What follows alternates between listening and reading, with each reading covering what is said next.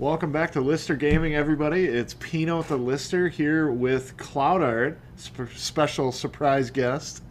Hey, hey. And as I'm sure you read in the title, this is our top 20 completed games of 2020. And I noticed I stuttered over that because I haven't made the title for this actually yet, so forgive me. So, qualifications for this: the game does not have to be released in 2020. It can be released whenever. It just had to be not even started, just finished. I think all of them would have been started probably in 2020 or maybe somewhere close. I never checked. I think most of them, yeah. But finished in 2020, put on the list. Oh, we don't know each other's lists. We have a pretty good idea of what some of the games are going to be. Connor cannot decide what he wants to do with his face or his headphones. I love collab, and he can't see me, so I can do whatever I want, and he can't judge me. It's wonderful. So how's it going, bud? Welcome to This makes the. me feel this makes me feel a lot better now that I have the headphones and it's not like loud on the side TV. Scared it's gonna go through the microphone, and It was that's doing not that earlier. I was gonna say something, but it stopped kind of doing that. So that's kind probably of nice. because I turned the gain down on the microphone. Could be, could be. So Cloud Art is a YouTuber as well. I don't. Well, this is a new channel, so nobody knows who the hell you are, except Oh, everybody that really? watches the channel knows who you are. That's true. Anyways, That's true. he's an accomplished YouTuber as well. He does board game rulebook rundowns. Is that what we're calling those? Yep, Board that's game switched to. instructions and walkthroughs, that type of thing. Teach you how to play some stuff. Uh, and he plays a lot of video games. Obviously, anybody that can have a top 20 list of your completed games. How many did you have in your? What was your total for 2020? My total for 2020, um, thankfully this is still up here. Looks like 73 games. Okay, I was 120 something, but a lot of it was trash. It was Yeah. super easy. I think after first pass of removing stuff that I knew wouldn't qualify, I think I was down to the 40s pretty easily. Hmm. So not too tough of a list to put together. So we got a couple things for you guys. We got our top 20. We also have our top 5 worst games we completed in 2020, and I think we're gonna start with those. Okay. I know mine has a couple surprises in it, but you Mine know, too. what do you And got? so my kind of caveat for this when we were talking about, our top 20 best and then top 5 worst, obviously when we're looking at that list and we're organizing them into those sections, I realized that there were some games that we played that were just awful, but they weren't necessarily expected to be good. Right. And then Yep. there were some games that I finished that were like, this was supposed to be really good, but I really didn't enjoy it much. Doesn't mean it got a poor rating necessarily in our custom listing rating system. So what I ended up going with is not the 5 worst games, but my 5 biggest disappointing games of the year. I think I could probably change the name of my 5 to that, and it would still be fine. I think that's Okay. still because you're right. Out of the ones on there, they didn't really rate terribly. Well, a couple of them did. I'm not gonna lie, but Yeah. you know, it'll give you guys an idea of what I'm talking about. My 5th worst or most disappointing game of 2020 was Marvel's Avengers. Yeah, Mm. a pretty big blockbuster title. Marvel Destiny, that type of thing, but for me, it really fell short of the mark. It was pretty mundane and repetitive as far as, doing anything outside of the story missions. And as we quickly found, if you just did the story missions, you were done really fast. Like the game was just over. It was like, oh, okay. I guess, I'm done with that. Fun game, fun story, but yeah, not anything I even plan on going back to, even if they do a big update, anything like that. It's not something that I'm gonna really be interested in playing anymore. They are doing free DLC with new characters and adding more story with those characters. And Kate Bishop, the new Hawkeye, is out now. If you're interested. I wonder how this is gonna look because, like, my camera, you can see me looking at you can't, but they can see me looking at the camera. Your face is probably 6 inches diagonal right down from the webcam. So while you're talking, I'm probably staring at your face, and it probably just looks like I'm staring off into the into the abyss. So I should sit like this, right? When you're talking? No, the other way. The Oh, other that's way. funny. Oh God, that's gonna freak me out. Okay. No, you're good. Just be normal. No, don't. Well, alternatively, I stare at the viewers and That's fine. I don't know. Anyway, if you made it this far and you haven't already clicked off this horrible nonsense, feel free, drop us a like, subscribe. I plan on doing a lot more videos. I'm just really just embarrassed about my camera quality. I will be fixing that somewhat shortly, and honestly, it's just been really busy with work and Christmas, holidays, all that type of stuff. So we've been talking about this video for weeks, even before the year was over, and we're just finally getting to it. And I'll leave myself a little note here. It is January 10th at 9:23 p.m. I guarantee this video will not be up before probably the 17th. What do you think? Is that a fair guesstimate? A week to do it? I Maybe. mean, I guess it depends on how I do it. If I just upload it as private video and I just do YouTube annotations while I'm at work, I could probably get it done faster. Yeah. But if I do like real legit video editing, no way. Might not be up till February or 2022. Who knows? We'll see. Anyway, what's your number 5? It depends on what all you're doing. If you're just adding in some things here and there, like you can scrub ahead and then we're done with that, and oop, here's the thing. Right. And it really wouldn't take as long as you think it would take. But if you plan on cutting anything out or anything like that, then yeah. No, I mean, I think I'm the all natural type YouTuber at this point. I don't want to edit out, hiccups and things like that. Maybe if I did like voiceover, where I wouldn't have to deal with video and like that type of stuff, moving stuff, I'd probably be all about that. But nah, we're good. Like if we did a podcast. Nobody does it.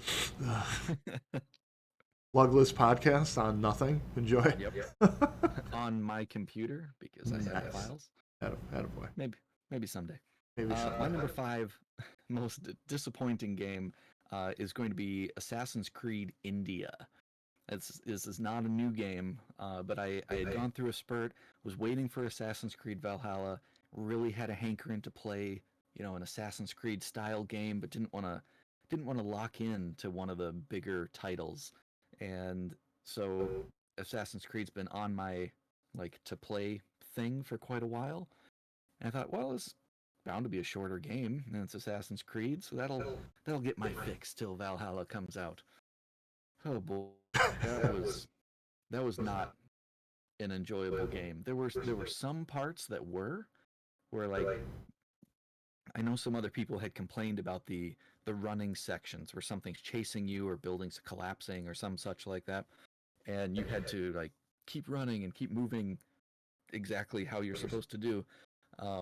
And people didn't like that because the timing for things was very poor. And I do agree with that. There were certainly times where some of the background stuff kind of felt like it was random as to I'm holding run and forward, but something is falling at a different timing each time. And that's not so good.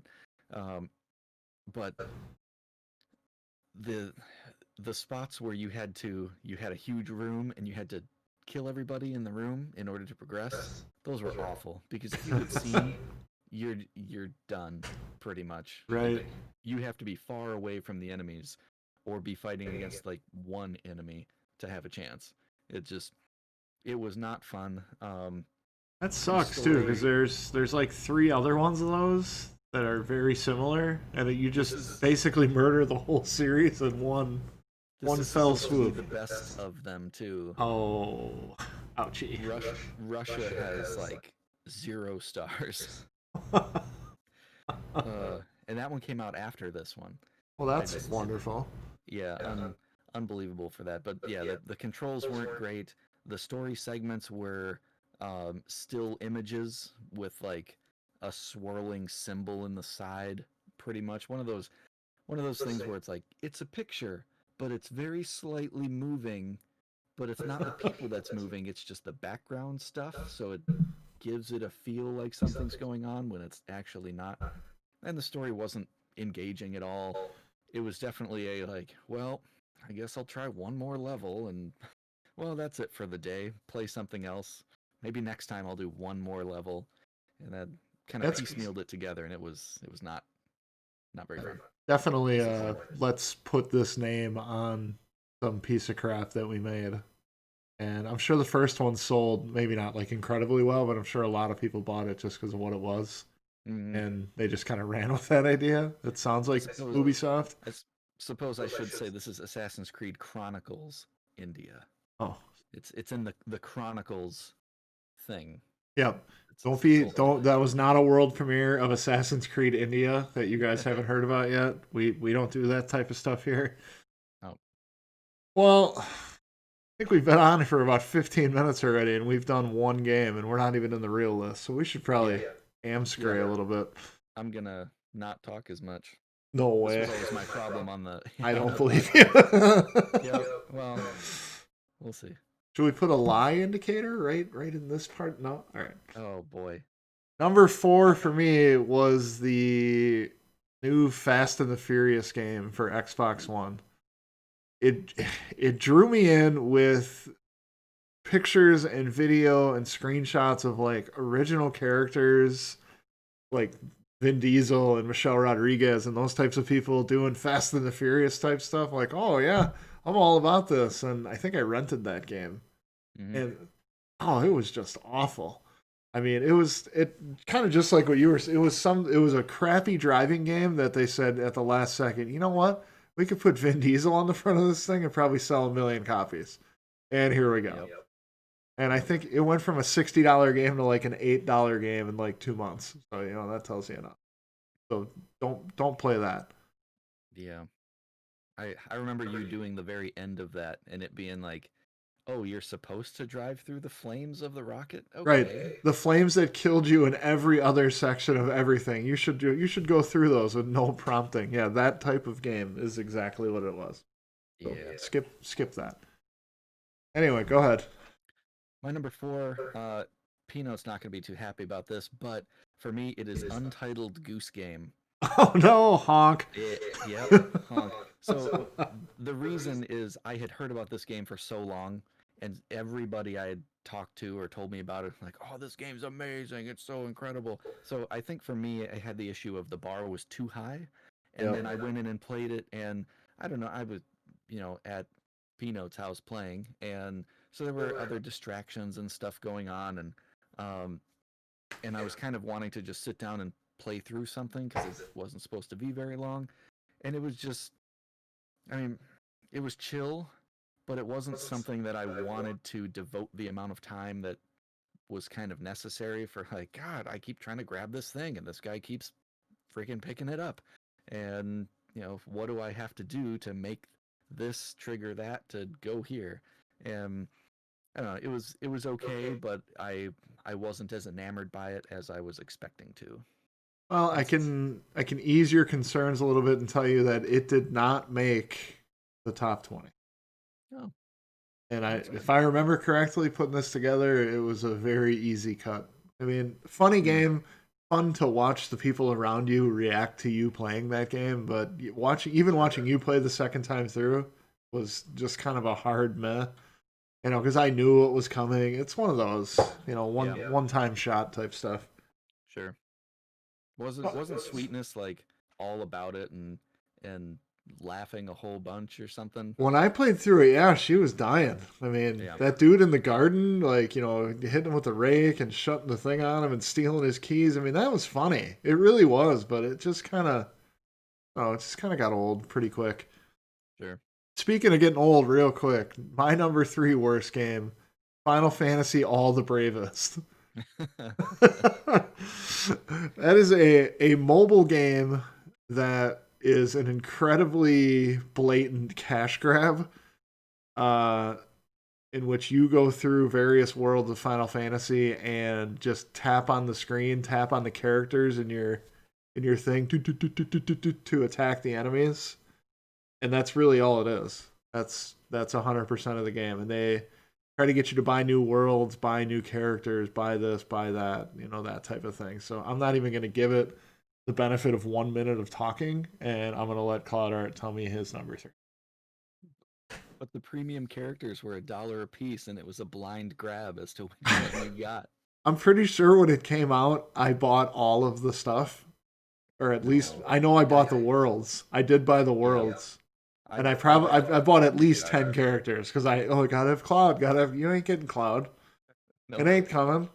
You're gonna get the Archer, and you're gonna be really upset. Yep, Fran from Final Fantasy 12. Right, like yeah, thanks. Yeah, that one kind of holds a little bit of a special place in my heart because that's the first video game that my daughter finished.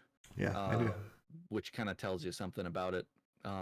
At 4, she finished All the Bravest because it literally is just swipe on the characters, right, and then you win, unless you don't, and then you put it down for an hour, and then your characters have respawned, and then you go back in and do it. You win eventually. There's no way to not win. So the only reason it got played for me was to put it on the list. That's it. Yeah. Well, a game that I really wanted to put on the list, and it actually took quite a while for me to do, was my number 3, which is Exit the Gungeon. Yeah. Boy, I was sad about this because Enter the Gungeon is probably in my top 10, top 20 for sure, games that I enjoy. And so when there's a sequel of Exit the Gungeon, oh boy, I was on board. But when it first came out, it was on Apple Arcade. And I don't own Apple. And if I did, I wouldn't want to be paying for another service. And so it finally got ported to the systems, and it was pretty much a mobile game on the system. Yeah. So the runs were really short. It was basically just standing in a room and avoiding bullets and shooting guys. And I don't know, it didn't have the same draw as Enter the Gungeon for me. You were locked into gun game where your gun would switch every so often, and sometimes that was great, and you could have some awesome weapons back to back. And sometimes you get to the final boss and you have a bunch of health, and then it gives you the Klobb. The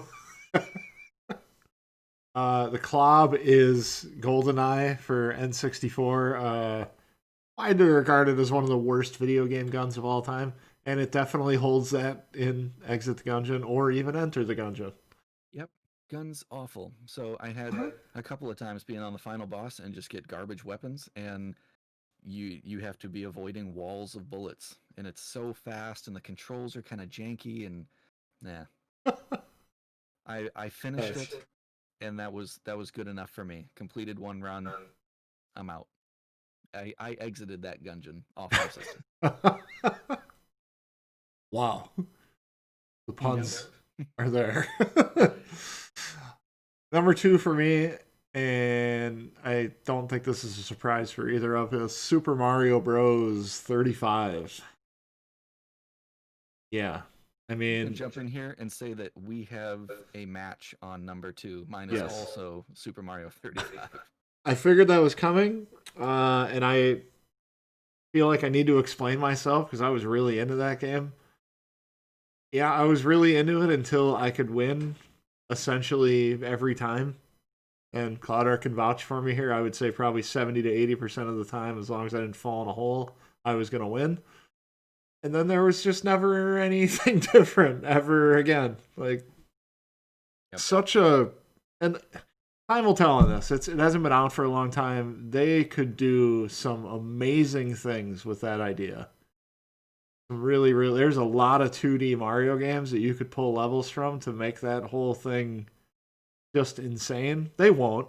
Let's get that out of the way. That's not going to happen. But until then... It's supposed to be done in, March, I think. Yeah, what's that about?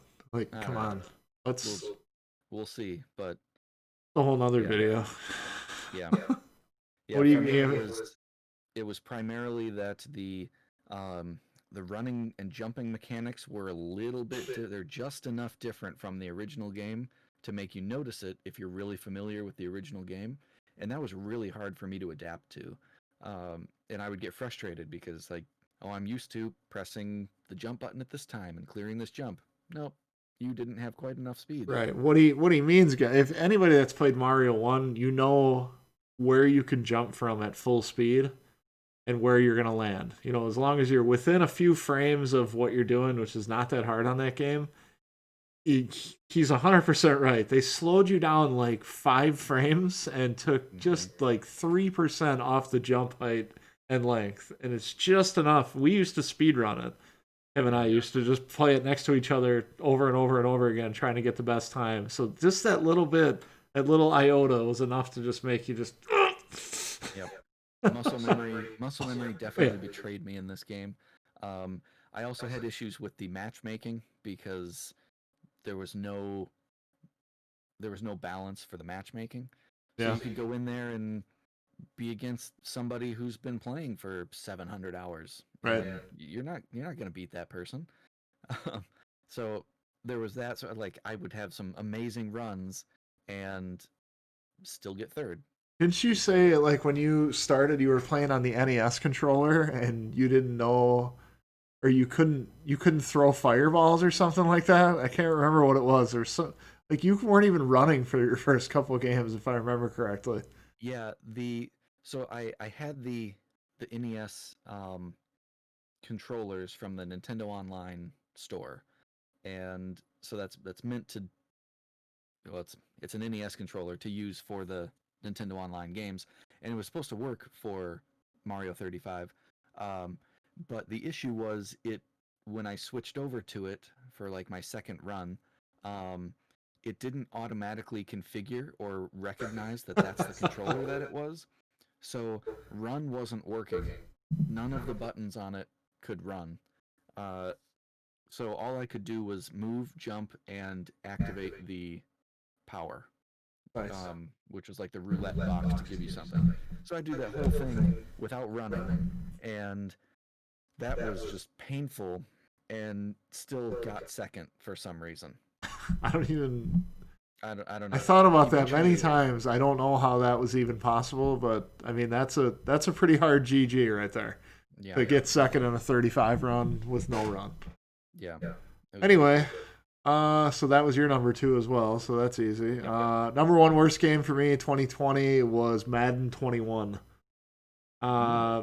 Apart from the normal BS of we're going to release another game for $60, that's essentially the same thing. That's fine. I'm over that. I play Call of Duty games. Sure, sue me. But this game was fundamentally broken in certain areas. Like the cutscenes for the story mode would load subtitles in strange symbol language. Character models wouldn't load. Faces would be missing. You know, all sorts of that fun nonsense that you see on like What Culture Top 10 crazy things that happen. That type of stuff. Just a ton of it, to the point where the game crashed quite a few times for me to get through it. And I sold it the day I was done with it. Just like, I'm never going to play this again. Hopefully they get it better. Because I love a good football game, as most people will attest. I'll play them for a while if they work. You know, that type of stuff. But nah. Save your money. Did you get it right away when it came out? Probably. I think I got it the day it came out. So they probably, I would imagine by now, have fixed those bugs. Hopefully.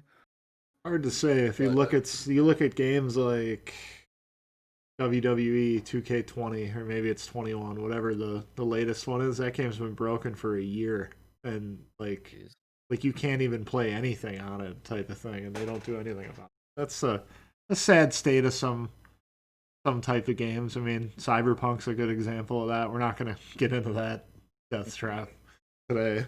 Yeah. I'll wait until I'm finished with that game to decide how horrible it was or how horrible it wasn't. Yeah. Well, at least they're working on it. Yeah. Yeah, and those guys will get extra time in my book. They've never let me down in a video game before, so Yeah, they at least try to do right by the customer.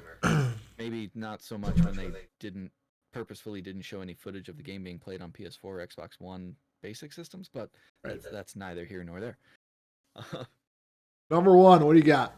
My number one, oh man, this was such a big disappointment. I even thinking about it again, I just get depressed, and that is because Kingdom Hearts 3, I finished beginning of February in 2019, and didn't realize it was that long ago yet. Wow. And It's I 2 years gave it ago at like this a point? 9.8. Yeah, my wife said, "Well, didn't you do Kingdom Hearts 3 in this year?" No, that was the beginning of 19 no, what year is it? 2019. So I had given that game a 9.8. It was amazing. So Right. I was so hyped and excited for Kingdom Hearts 3 Remind, the DLC for Kingdom Hearts 3. It was going to continue stuff at the end of the game. Oh man, so excited. Oh man, spending $25. Oh man, it was basically a director's cut of the ending. Oh. It really should have been included in the game because for the first half of it, you're playing the exact same ending with like, oh, maybe they've had one extra camera shot of somebody. Ooh, one line of dialogue. Ooh. And then when it gets to the end sequence of that, like Kingdom Hearts 3 had ended, and this one says, okay, well, here's some more stuff past that. This is what the characters are doing immediately after that. And then this has a better, different resolution for what the game did. That's great. But why wasn't it a part of the real game? Like, why did it have to be DLC? Why did it have to cost so much? Why? Not... Yeah. And like then the other things that it added were after you beat it, you could fight some of the traditional Kingdom Hearts impossible bosses of the remaining. You could fight the Organization 13, but now they're super buffed up. I was level 99 with the best weapons and gear in the game. Nope. Nope. Not good enough. And then there's a like true secret boss after you beat all of them that even on YouTube, people speedrunning that boss takes them 10 minutes because the boss looks more ridiculous than Sephiroth Fun. in either of the games. Fun. And then they go and have a nice little teaser at the end, and it just, I don't know. It so disappointed. The one of the biggest takeaway though, although it's kind of a sad takeaway. So Leonard Nimoy voiced um, Xehanort in the previous Kingdom Hearts games, but he passed away in 2015. So in Kingdom Hearts 3, they had Rutger Hauer, who is best known from his role in Blade Runner. They had him voice Xehanort, and he did a... Well, he passed away in 2019, and this DLC came out in 2020. So Christopher Lloyd is Yeah. now voicing Yep. Xehanort. And so it was kind of weird because he had to record some of the same lines because they did the same ending, and then more lines afterwards for the rest of his stuff. And I just so upset. Well, let's get out of the unhappy zone Yeah. of 2020 and get into the better zone. Why we're really here, because I know nobody is still watching. It's true. You know, you'll maybe watch it after it's done. Probably. Maybe. I'll bet Skis will watch it. Maybe. He does enjoy us bantering. That's true. That's quite true. Or she maybe won't watch it. She'll just have it on the background and be like, bonus podcast episode.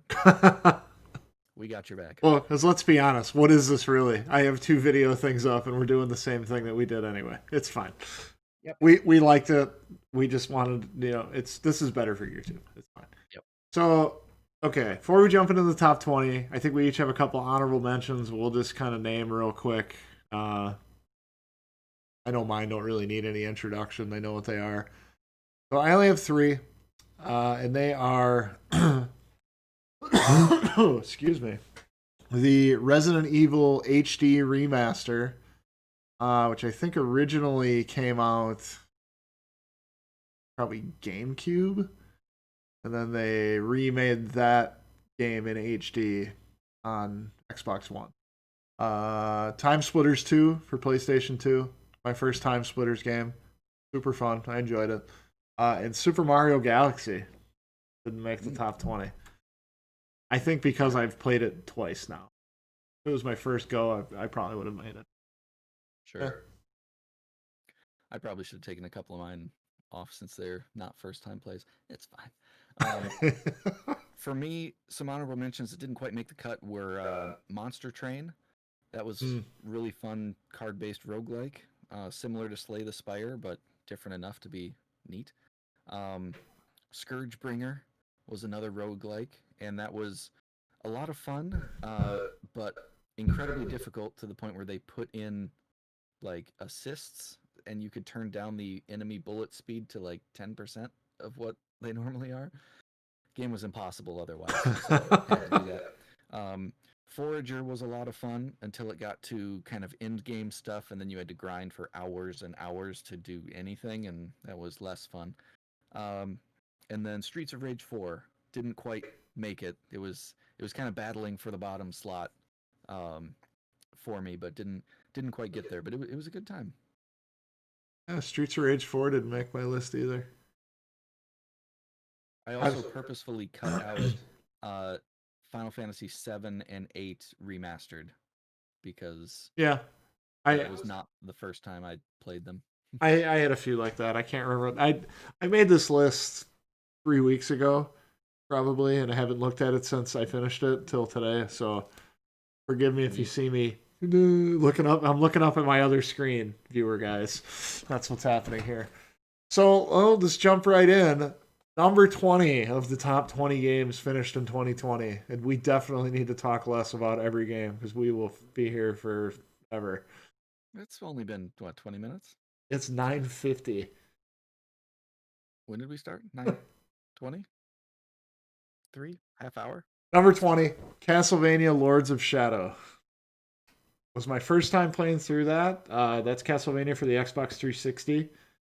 3D, kind of not really open world, just 3D kind of hack and slash, God of War style, like a lot of games at that point. But a lot of cool lore in there. I learned a lot of neat stuff about the Castlevania world. I have the second one kind of ready to go. I haven't started it yet.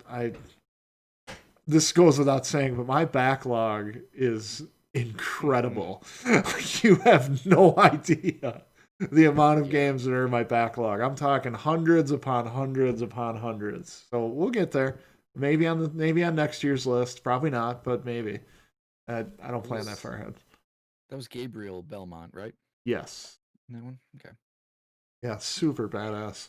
Like, I mean, kind of all of them really are when you kind of get to the brass tacks of things. But anyway, Patrick Stewart narrated that game too, right?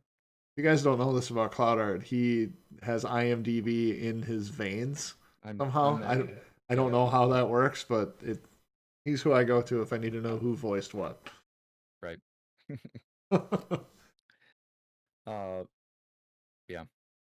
My number 20 is a new indie title this year, and I had an interesting showing last year at E3, and that kind of got it on my radar, and then it came out on Game Pass, and that is Carrion.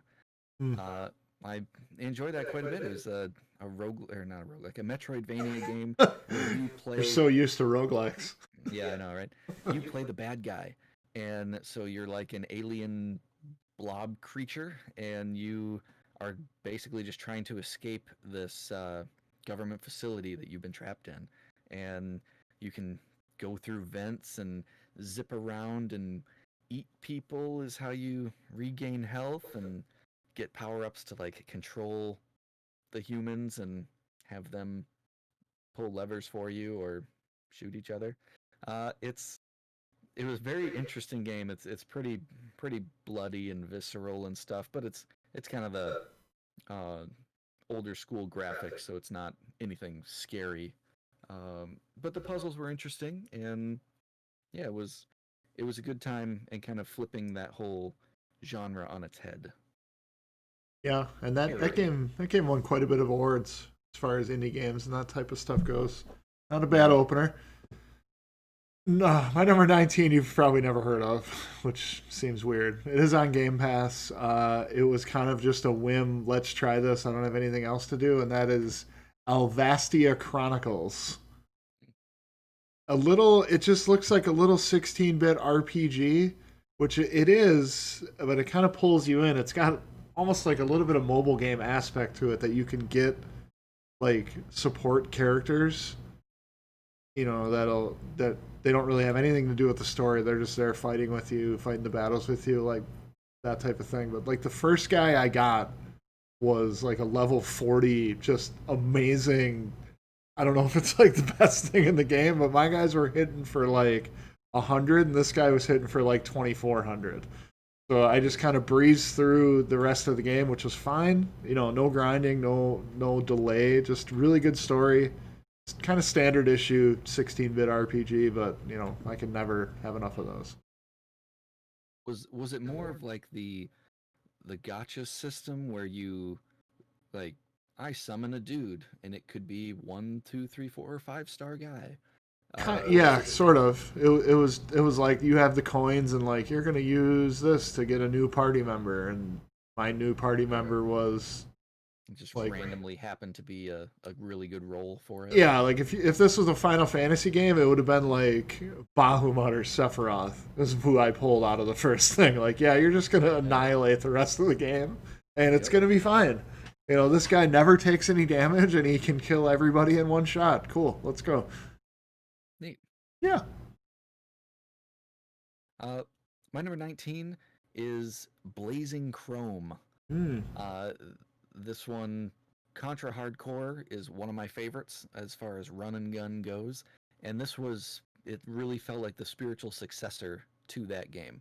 The visuals were very similar to it. It had different characters with different weapons. The music was just amazing, and it really felt like basically a continuation of this game that I already really enjoyed. So I played through this a few times, and I think I got all the main achievements that were easier to get. All the other ones would be like beat the whole game without getting hit. No, we're not doing that. Ain't nobody got time for that. No. But the game was a whole lot of fun. I really enjoyed it. Blazing Chrome. I think I would have put that one on my list. I was just checking. I'm not checking my phone when you watch the video. I am, but not for any other reason to see. But when I beat that game, I think I beat that the day it came on the Game Pass. It was like July of 2019 on the list itself. But yeah, just an amazing game if you're into that type of stuff. Number 18 for me is Mafia Definitive Edition. Mafia originally came out on the PS2. Yep. I think, yeah, this is a remaster, well, really a remake of that game. Just your super fun GTA style open world, but in, the 30s with all that prohibition and everything going on. The real draw of that game is the story. If you like gangster movies, Goodfellas, Donnie Brasco, that type of stuff, The Godfather, The Sopranos, any of that type of thing, you will love this game. It is literally like playing one of those movies or shows. But looking forward to playing the other ones. I don't know if they have already remastered the second one. I know they got some kind of trilogy box set out thing, but it might just be the original game. So another one that I want to get the rest of them on here as well, but a good start for sure. Yeah. My number 18 is a game that I had initially played the base game when it first came out, and we made it quite a ways, but then kind of got bored and petered out. But then the game was re-released on Xbox One, and we ended up playing through the whole thing with my daughter, and I think she was 4 at the time. Well, it was this year, so if it was earlier in the year, she was 4. It's fine. 4 or 5-ish. And that is World of Final Fantasy Maxima. Ah. Yeah. So you'll see my face when you watch the video. I could not figure out what it was going to be to save my life. Yeah. Yeah, it makes sense now. game is super cute. A lot of chibi characters, for, ranging from all of the Final Fantasy games, and it's still a solid RPG. Um, the music, they remaster tracks from the various Final Fantasy games as you go to the different worlds, um, or areas, basically, and they kind of feature one of the Final Fantasy things. It is its own unique story, but the heroes from the other games will come in and assist you from time to time. And overall, it's pretty cute. It's not very difficult. Um, One of the issues with it, I guess, was that we kind of had a party at the beginning of the game and pretty much kept that party the entire time, even though it's one of those you can recruit every single monster, and but we just they get Didn't recruited do to that. level one, and we don't want to grind. That's Right. lame. So we just kept going, and it was a lot of fun, and we did get the true ending, um, which was good and kind of little tough to do. And then it unlocks like EX dungeons at the end, and we tried the first one of those, and we wiped on the first like basic enemies. So we were like, yeah, we're not. That's it. We're done. Good game. But World of Final Fantasy Maxima was a good revisit to World of Final Fantasy. Not bad, not bad. My 17, you're gonna hear this one from him a lot later, I'm guessing, is Children of Morta. That term coming back again, roguelikes, but again, saving all the hack and slash and the roguelikeness, that stuff is awesome, all the upgrade systems, but the story is the big part of this game. Watching, I don't want to spoil a lot of stuff, right? And I really won't. Watching your family come together and just your group of people band together to beat the bad guy sounds really simple, but this game just hits it out of the park to where I enjoyed it. I didn't think I would. I didn't really like it when I first started playing it, other than just, it's a fun hack and slash, but Potter pushed me a little bit, said, just keep going, and you keep going, and then you can't stop. You just can't put the game down. So, Children of Morta, Xbox One, probably any new system, I'd imagine. I think that's on everything. Uh, yeah, check that one out too. What you got? I'm so interested to hear your numbers. I don't know if you feel the same way about mine, but I like want to stop talking as soon as I say mine so I can hear what yours is. Yeah, I am interested because I didn't even look back over like what you had shortlisted for everything. Same. I didn't look So, at yours either, so that's cool. Awesome. yeah. So my number 17 is also a roguelike. No. But yeah, I went through like a roguelike phase, whatever. Um, but it is not Children of Morta. It is Neon Abyss. Mm-hmm. And the things that kind of drew me into this game were how fast the runs were. Like some of these other roguelikes can take hour and a half, 2 hours to go through a run. But Neon Abyss was like half hour, 45 minutes. Yep. But even then, the first time you go through, you only do like 4 levels. And then after you beat that boss, then you can go in again and do 5 levels and beat the next boss, and so on. But the synergies were kind of the coolest thing for it because it seemed like everything synergized with each other. And in roguelikes, you get an item and then you hope that you get something else that works well with it. Like I now can drop bombs, and now I get something else that says my bomb explosions are larger. Well, those work really well together. Mm-hmm. So this game just had this everything synergized with everything. It was really neat, and so some of the things were like just room clearing enemies right away. It was pretty awesome. It kind of started to fall flat toward the end when I was trying to get the last boss, and that was partly random, partly skill based of like not getting hit, and it was a little frustrating. But other than that, the rest of the game was just a blast to play. I think that's pretty standard for most roguelikes to have some feature or area or something that's just so incredibly irritating. But then you just kind of get to that point with a beast mode run and you just annihilate it and you're like, yeah, now what? Oh, people were struggling with that boss. Yeah, he was dead before he attacked. Right. Yeah. All right, number 16 for me is Shadow Warrior for the Xbox One. Uh, this is kind of a weird spot for this. I was thinking about what I was going to say while you were just talking about your last one, because this game doesn't really do anything that's, in the 8, 9, or 10 rating area of anything. But it does all of the stuff it does very well. Like, it doesn't really have weak spots. I mean, the story, I guess you could call, is a weak spot because it's just really weird and convoluted, but it's just designed to be funny, Duke Nukem style, Really obnoxious campy. type, yeah, like that type of thing. But first person shooter, lots of blood, lots of crazy demons, all that type of stuff. Super fun game. There's a second one. You notice a theme of what I play. I like doing series completes. It's difficult, but Yeah. I enjoy that type of thing. And I guess I don't know if the third one's a real thing yet. Or I remember looking it up. I know they want to make a third one, but yeah. Shadow Warrior, number 16, Neat. And for I'm guessing whatever the reason. second one is on your backlog of hundreds and hundreds of Of games. course, yes. Yep.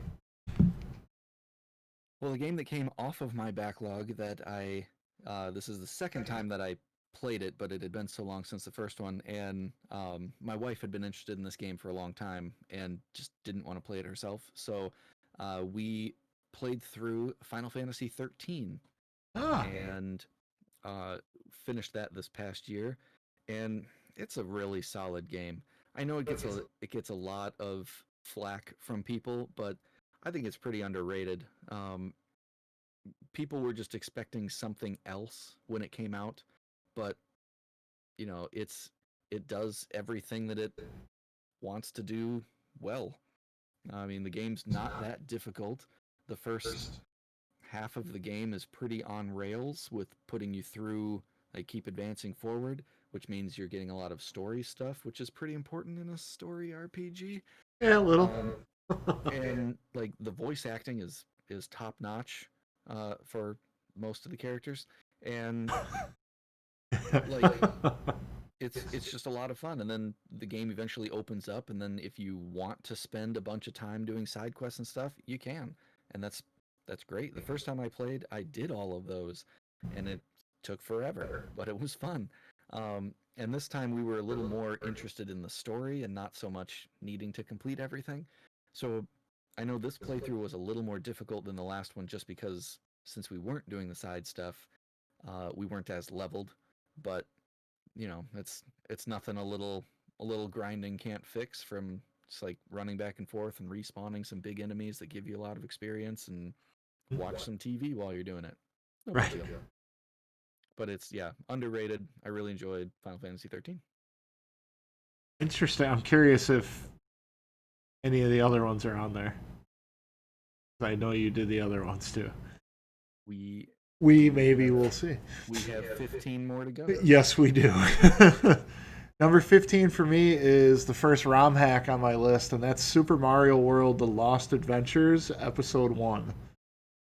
For those that are unfamiliar, a ROM hack, people take original properties like Super Mario World and they mess with the code and everything to make all new levels, all new this, all new that, all new enemies, backgrounds, music, stuff like that. So this game does that. I think it's a full 96 exits like original Mario World. The big draw of this one was it used random like retro music for each level. Like you might have a Zelda music or Metroid or Final Fantasy, all the way up into some of the newer stuff. But it was just so much fun to just play through that stuff with kind of a remix soundtrack type thing. Unfortunately, the second game I can't seem to get to work. It keeps freezing. There's actually 3 games in that series by the same hacker or creator. I guess hacker sounds a little harsh, but really what it is. But So Super Mario World: The Lost Adventure Episode 1. If that's something you're interested in playing, shoot me a message. Whatever, I can kind of guide you through what you need to do for that. It's a little bit more than just going and buying a game and putting it in your console.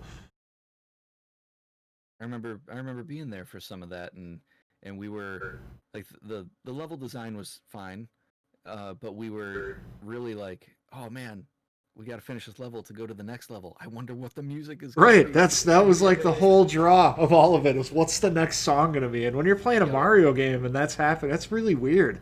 Like just a Yep. different vibe, and I really enjoyed it. Hmm. Good pick.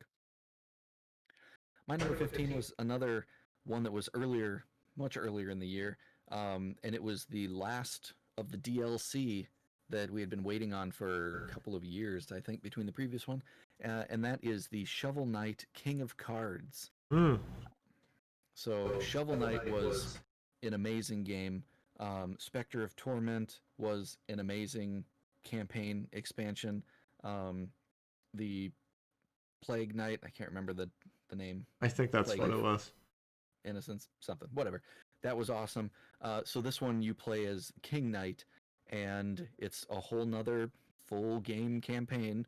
And um, this one has a really interesting mix of the platforming that's known with Shovel Knight, and then you also had spots where you had to play a card game, and how they kind of mix the two together were pretty interesting. And the card game took a little bit to get into, but kind of like you know um, Triple Triad, Yeah. where once you start getting it figured out, then it becomes really fun. And so I think I went through and I 100%ed the game in that, got every card and defeated everybody that you could fight, and it was a really good time. Shovel Knight King of Cards. I'm pretty sure that's the last DLC as well. The Shovel Knight Showdown was kind of a separate add-on, and that was okay. But King of Cards was a good end to the Shovel Knight saga. I finished original Shovel Knight on December 27th, 2019. Oh, But I can assure you that would have made the top 20 pretty easily at that point. If it's just an awesome game, I do want to play all the other campaigns. But again, word of the day is backlog. All right, number 14 is well, really another. It's I don't know if this is actually a ROM hack or a completely fan made game. Mega Man Unlimited. I'm pretty sure that's a fan made game now that I'm thinking about it. So they took all the assets and they just make their own Mega Man game, and that happens with a lot of games, and generally a lot of them are crap. You know, it's just one of those things. But this one would hold up as a like main series Mega Man game. It was that good with the features and the bosses and everything like that. The music, of course, Mega Man music's my favorite music. That's video game related, I think, depending on the mood. But yeah, just a PC Mega Man game. You know, when you're somebody like me that's played countless Mega Man normal games, ROM hacks, extra this, extra that. It's fun to find one that you hadn't played yet that's really good. So number yeah, 14, Mega Man Unlimited. nice. My number 14 is sort of a follow up to my most disappointing game, Uh oh. uh, but this one is much more enjoyable. And this is Kingdom Hearts Melody of Memory. This Ah. actually came out not too long ago, pretty close to the end of the year, and it's a rhythm game, and it borrows pretty heavily. I'm sure it's the same team that did the theater rhythm games, because a lot of the some of the visuals, like in the loading screens, are the same type of artwork, Yep. and the menus are the same and everything. Uh, but it was the amazing music, of course, because it's all Kingdom Hearts music, and that's great. Um, the gameplay was fun. The Some of the levels get pretty convoluted looking and kind of hard to tell uh, when to press the button to attack. Yes. Yeah, Yes. especially on higher difficulties. But when you start getting used to it, Just like any rhythm game, you really get the feel for it, and it starts to get a lot easier to just look at. Um, and then, if worse comes to worse, they have assist mode where you can turn on like one button press. So then the different types of buttons don't matter. You just can focus on one button for everything in the game, even on the higher difficulties, and it still passes just the same. Um, the story was really minimal for the length of the campaign. Um, the main, like, it was a lot of recap of previous games because you're playing the music from the previous game, so that makes sense. And then you get to the very end, and then they go, "Oh, here's 45 minutes of continuation story." And as somebody that has played all of the Kingdom Hearts games, the story of this picks up immediately after that Remind DLC.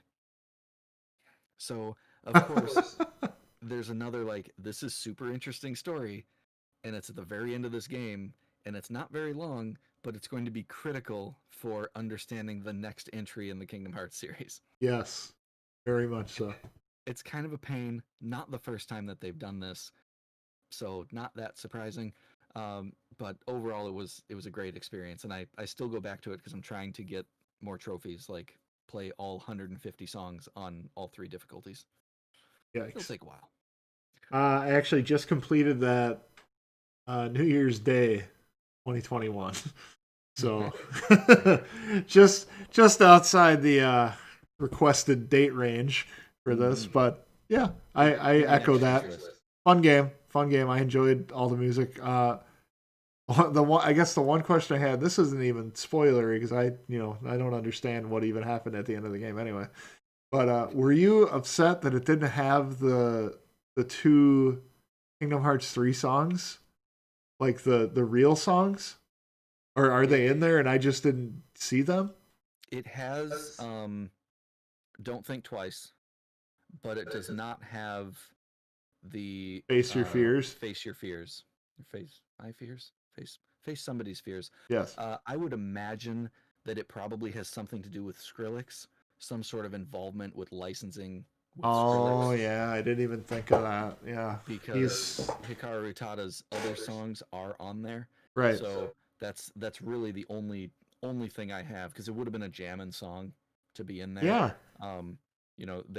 They had Sanctuary, they had Simple and Clean, so that was really the only one they were missing.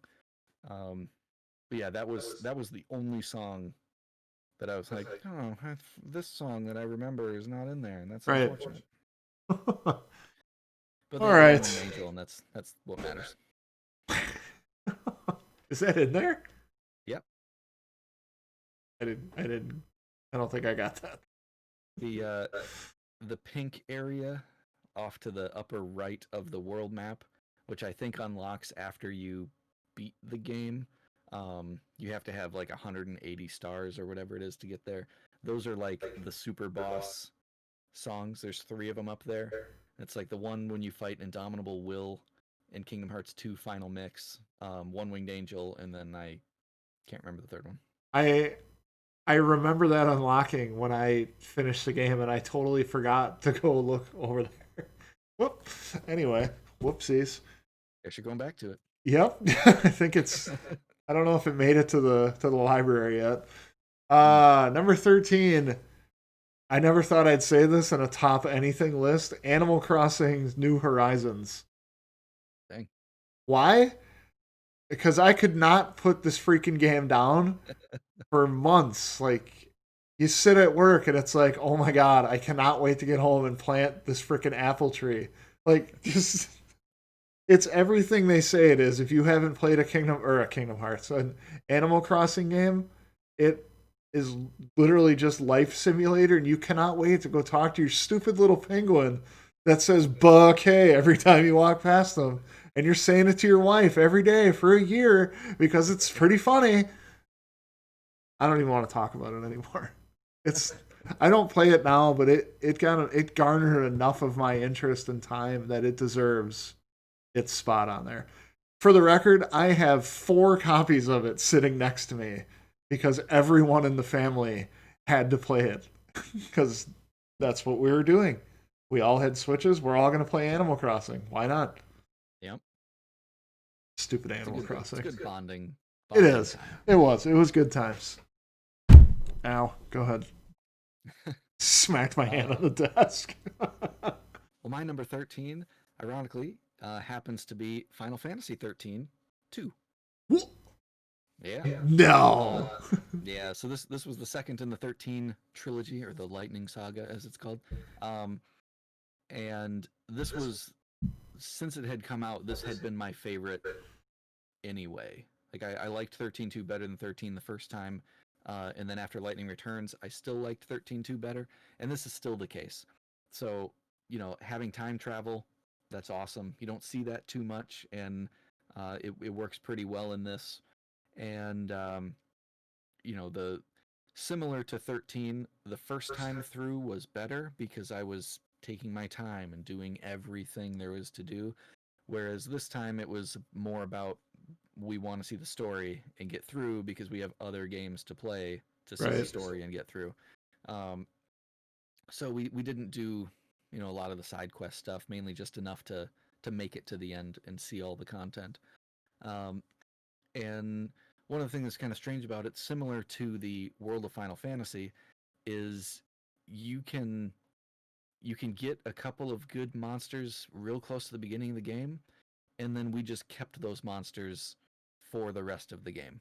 But you could recruit anybody, and so I don't know. I think maybe it's more of an issue with me that I have a problem with these types of games where I get my team and then I just don't want to replace any of them.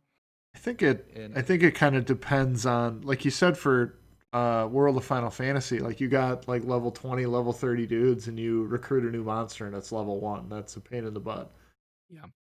I think if they did it more like a Pokemon game where you get to the new area and all the ones that you're seeing in the wild are kind of near the level that you're at, yeah, maybe you'd be more willing to experiment at that point. But I'm the same way. I mean, with those games, you get your, whether it's 2 or 3 or 6, whatever type of game you're playing, and you buff those dudes up, and you know how they all work, and you just kind of don't want to change that. But yeah, that's 13.2. My number 13. Spoiler alert: Lightning Returns Final Fantasy 13 is not on the list. Did finish it this year, but sorry, you're just not as fun. Harsh. My number 12 is randomizers. You don't even finish those. I've finished some of them. And the ones I finished were super fun. Another educational moment. If you haven't played a randomizer, they are just the bee's knees as far as retro stuff goes. If you're like me and you've played Super Metroid 4 billion times, very smart people have figured out ways to randomize the stuff in the games, whether it be where doors take you or where major items are or anything like that, where the bosses are, things like that. And you play through the game the normal way, except you kind of have to figure out where and how everything works. And I put it in here just because it's such an encompassing category at this point. There's randomizers for, I would dare to say, most people's favorite games, unless your game was made within the last maybe 5 years. There's probably a randomizer for what you're playing. There's randomizers for Kingdom Hearts 2, Cloud Art. Did you know that? No, I didn't. I was kind of just assuming that it was all like Super Nintendo and prior. Oh no. No, there's Dark Souls 3 randomizers. There's a randomizer for pretty much anything you can think of. New Zeldas. There's randomizers for Breath of the Wild. I don't know how you randomize a random game, but whatever. I'm not. That's I said. Smart people do these things. But yeah, I could probably talk about those for another 45 minutes. But imagine playing Final Fantasy 13, or no, that one doesn't work too well, even though there is a randomizer for it. But Final Fantasy 6, some 7 even, and every box you're picking up, everything you're fighting is not what you've done 100 times. You maybe just randomly run into the boss dying in next to Rocket Town for no reason at all, other than you just happen to be there. That sounds awesome. I'm totally into that. Yeah. So what were like your what were the top ones, top randomizer or games? Uh, I'll Obviously, limit Super it to Metroid. three. The Super Metroid Varia randomizer is one of the newer ones they've made for that. That was pretty good. The Super Metroid Link to the Past combo randomizer, which is a whole nother explanation. You play Mm, both games at the same time, essentially, and kind of switch between them as you go, but have to beat both to finish. My favorite one was the Final Fantasy VI randomizer, where your character you start with the airship, and you can just go anywhere, and anywhere you'd find a character, it's probably not going to be that same character, but you still have to go do all the different world events to beat the game. It's that's super fun. I that's can cool. yeah, I try to limit myself playing them because well, for one, we have a rule on the list that you can only have one randomizer on the list per game that Yep. is randomized. So I mean, I don't want to spend all of my time playing Super Metroid over and over again. I've done that for years already. Mm, Anyway, Randos number 12. I like it. Not good enough for top 10. I feel like you'd been mad if it would have been in the top 10. yeah, Yeah. probably. Yeah. Especially because I've seen so many started, and I'm like, oh, this is going well, and then 2 hours in, like, well, time to change to something else. Some of them are You know, so hard though. I mean, that's the thing. Like, right? it's You fun. have to have pretty much an expert level knowledge of the game that you're using randomizer for the most part. For the most part, Otherwise, yes. you're just not going to get through the game. Right. Yeah. Agreed. Because this treasure chest that you don't know is over there could have the thing you Yeah, need in and it order to always progress the does. game. It has the thing you need. I guarantee it's Yep. in there. Go find it.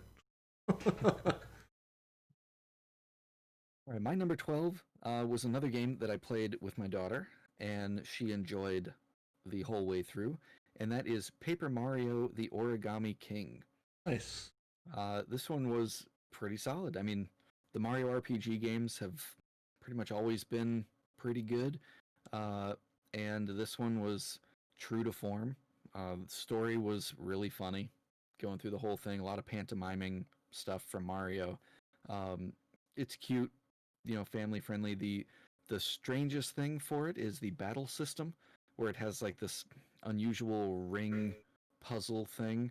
So in the battles, you have to line up enemies using rings around you. So it's sort of like a little bit of a sliding puzzle that you're trying to figure out the quickest configuration to get the enemies to line up a certain way, and then you can use your particular weapons to defeat them all at once, kind of thing. Mm.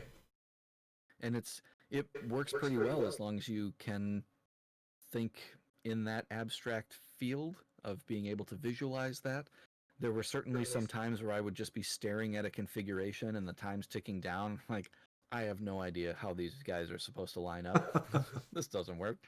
Um, and then the boss fights were quite a bit more challenging because you were kind of backwards. Instead of being in the center of the ring, you were on the outside and the boss was in the center.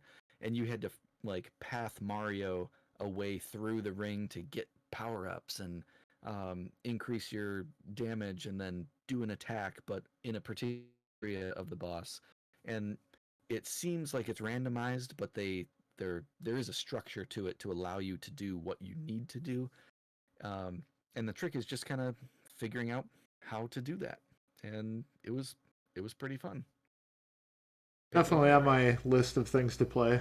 I love Switch games. So It's a good there's time. that. Not bad. Not bad. Wow, we're almost to the top 10. Ooh. Getting to be some legit games here coming Yep. up soon.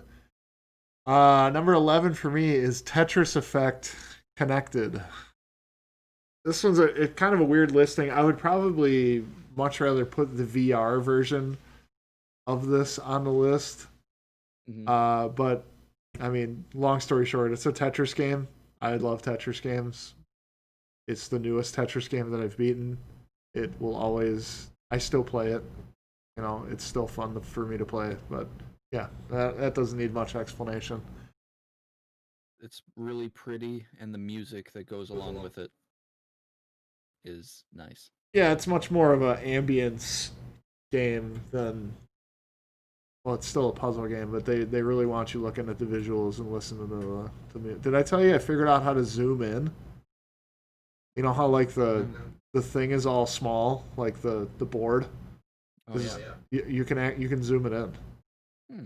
Like, Well, that dumbass. helps. Yeah, now that I'm done with it, I've done 90% of the achievements in the game. Yep.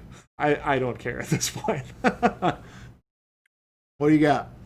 All right, my number 11. This is the first time that we have kind of an upset, I guess. My number 11 is Marvel Avengers. I know it was on your disappointing game, but for me, like since I'm more of a Marvel fan than you Yes, are, very and much. yeah, very very much so. Yes. So like I I hadn't really looked into the game prior to it coming out, so like I wasn't aware that Kamala Khan, Miss Marvel, was your main protagonist, and she's an awesome character. Going to be getting her own show this year, next year, sometime soon. Um, but she's a great character, and the story was awesome for it. Like it really felt like a Marvel cinematic experience until you had to do some of those side levels that didn't really have to do with anything, but Yeah. it let you advance the main plot. Whatever, that's fine.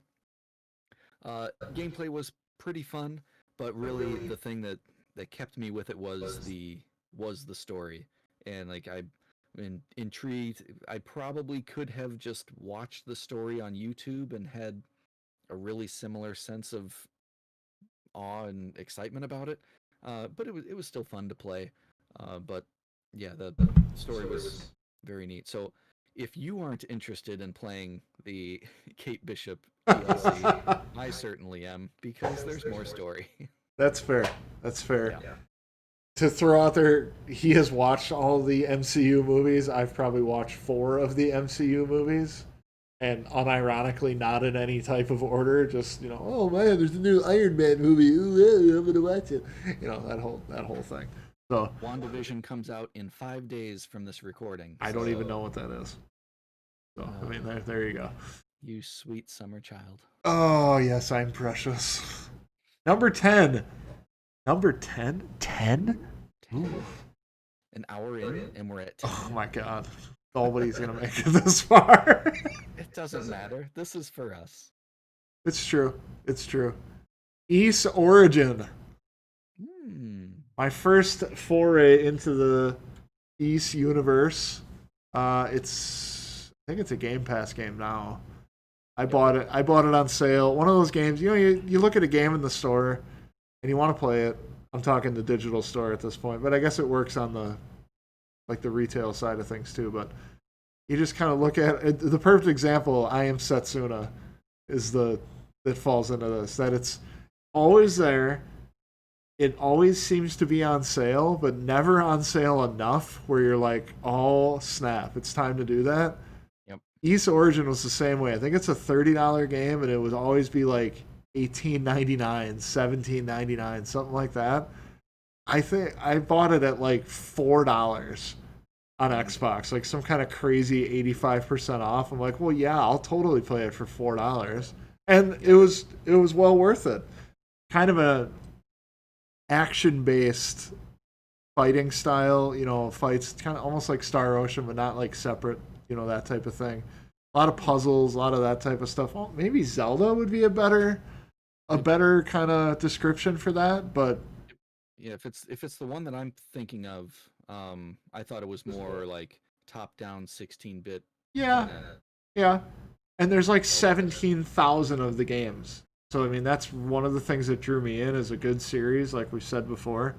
Mm-hmm. And I probably shouldn't have played that one first, since I think they go all the way back to like Master System days of those coming out. So either way, Ys Origin, check it out. My number 10. Ooh. I don't know if I'd put that there again if I had to decide, but here we are. My number 10, which maybe should be higher, but here it is at 10, is another roguelike. Shocker. And this one probably has one of the better stories and definitely the best voiceover of them, and that is Hades. Supergiant Games is an awesome company. They had made Bastion, which I was a really big fan of. I didn't do Transistor or Pyre yet, but Hades was their roguelike, and it was hack and slash, real actiony. Um, Playing as Zagreus, Hades' son, trying to escape the underworld, and the story worked really well. The characters that you meet basically kind of remember what they had talked with you about the previous time, and some of the characters will react to things that happened to you in the previous run, which is really cool. That's pretty cool.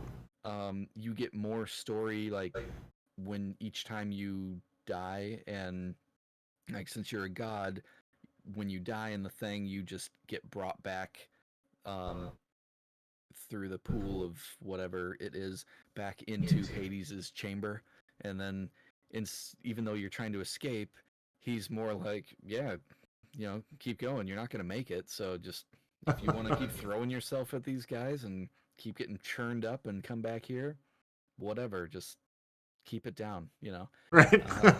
So the characters were really cool. The weapons were interesting. Some of them were less interesting than others, but synergies that you could get with the other god power-ups were really cool. But really, like the biggest draw for me had been the music, the dialogue, with the voiceover and the story for that. Really awesome game, and they've done really well with it too. So yeah, which is good. You always want to see that with a game like that, because now they're going to want to try and make another one, which right is totally okay. Right. I'm into. And it's one of those games that if we didn't have the list, or if I didn't have tons of other games that I want to play, I would keep playing this game to like try to experience everything. But there is so much dialogue and crossover stuff, and it's kind of a downside to the list. So I mean, the original reason we came up with that list was for the opposite of what he just said. So we don't. It was probably we were probably playing Isaac at that point, if I had to guess, because that's most likely what it always was. There's so many games that we're not experiencing, and we're not, finishing, and we have the technology for all. Like we're buying a game and we're starting it, we're playing it for an hour, man, moving on. So that is a downside, because there is games that you just want to keep going and keep going. You realize that you're going to be doing that for a long time, and you got other. It's like, you have 7 kids sitting next to you, and you're playing with the one forever, and you got 6 other ones kind of looking at you like, hey, what about us? That kind of thing. But no, I get 7 kids. Yeah, that's too many. No way. Way too many. All right, number 9 for me is Apex Legends, which in the time of me putting it on the list to now, has pretty much died out for me. I don't even really play it that much anymore. It kind of falls into that same category like as Hades. You just want to keep going and keep going. It's super fun. It's a battle royale, teams of 3, 20 teams on the map. You guys know what battle royales are now. You go find your weapons, you go try to kill the other teams and try to be the winner. You'd be amazed how addictive being the winner and having a good game in that type of game is. It's very similar to any first person shooter, a Halo or a Call of Duty, that type of stuff. When you play like crap for over and over and over again, then you just have an amazing game, or you just annihilate everything, and I want to do that again. You chase that feeling, and luckily the game is fun and it's funny. The characters are pretty funny. I mean, we all love the Pathfinder thing. But yeah, Apex Legends, another game that's still going. I think they're in season 7 of that now, with no sign of slowing down anytime soon. So definitely out there if you want to check that out. That's Respawn Entertainment, actually, too. Yeah. who did Titanfall. And one of the ones that makes that one different is the unique heroes. Yes, kind of similar to like an Overwatch type thing where everybody's got their backstory, their type of thing, their unique abilities, their unique look, that type of thing. So you can kind of really gravitate towards an identity on that game, for better or worse. Yeah. Cool. Where's Apex Legends on your list? Yeah, I can't beat it. and since you've died out on it, I've died out on it. Yes. It also doesn't help that it's still pandemic time, and so we haven't been able to get together like we used to. Yeah. Yeah, I secretly do those games like that and get you into them and then make you quit so you can't put them on the list, but I can. So, Yeah. just to keep my I lead. Yeah, It's a big conspiracy theory. it is. You're It in is. They're going to take me off the internet like That's Donald true. Trump. there. Oh boy. All right, my number 9 is the oldest game on my list. Oh. Right? Yes, absolutely it is. Why, I don't even know why I was looking. Um, oldest game on my list, and that is from the Sega CD era. And this Oh, game is Snatcher. nice. This game is so good. Uh, it's a text adventure. So like you're clicking the investigate, and then it pops up with different options to investigate. Investigate the wall, and oh, you see scratch marks on the wall. Okay, investigate scratch marks, like that sort of thing Hmm. for the game. But it's a super cool cyberpunk futuristic story. Um, the voiceovers are really great, uh, and it was such an inspiration to me back years ago when I had first played it. Uh, that my freshman year of high school, we had to write like a short story for that, and I'm not creative when it comes to coming up with that sort of content. So I maybe wrote like in a really abridged version of this game as my paper, and I think it was safe to say that no one else that was there knew what that was. yeah, that was kind of my thought process at the time. I also foolishly didn't change the names of things. Um, so, but this was a time before Google, Yeah. so like it was kind of hard to get that information real easily.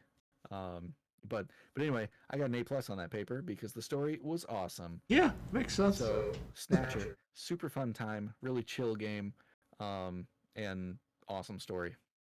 Play it. Nice. Nice. Well, number 8 for me is a pretty big dog. Assassin's Creed Valhalla. I know Cloudart hasn't finished it yet. I am 100% sure it would be on his list if he did. Yep.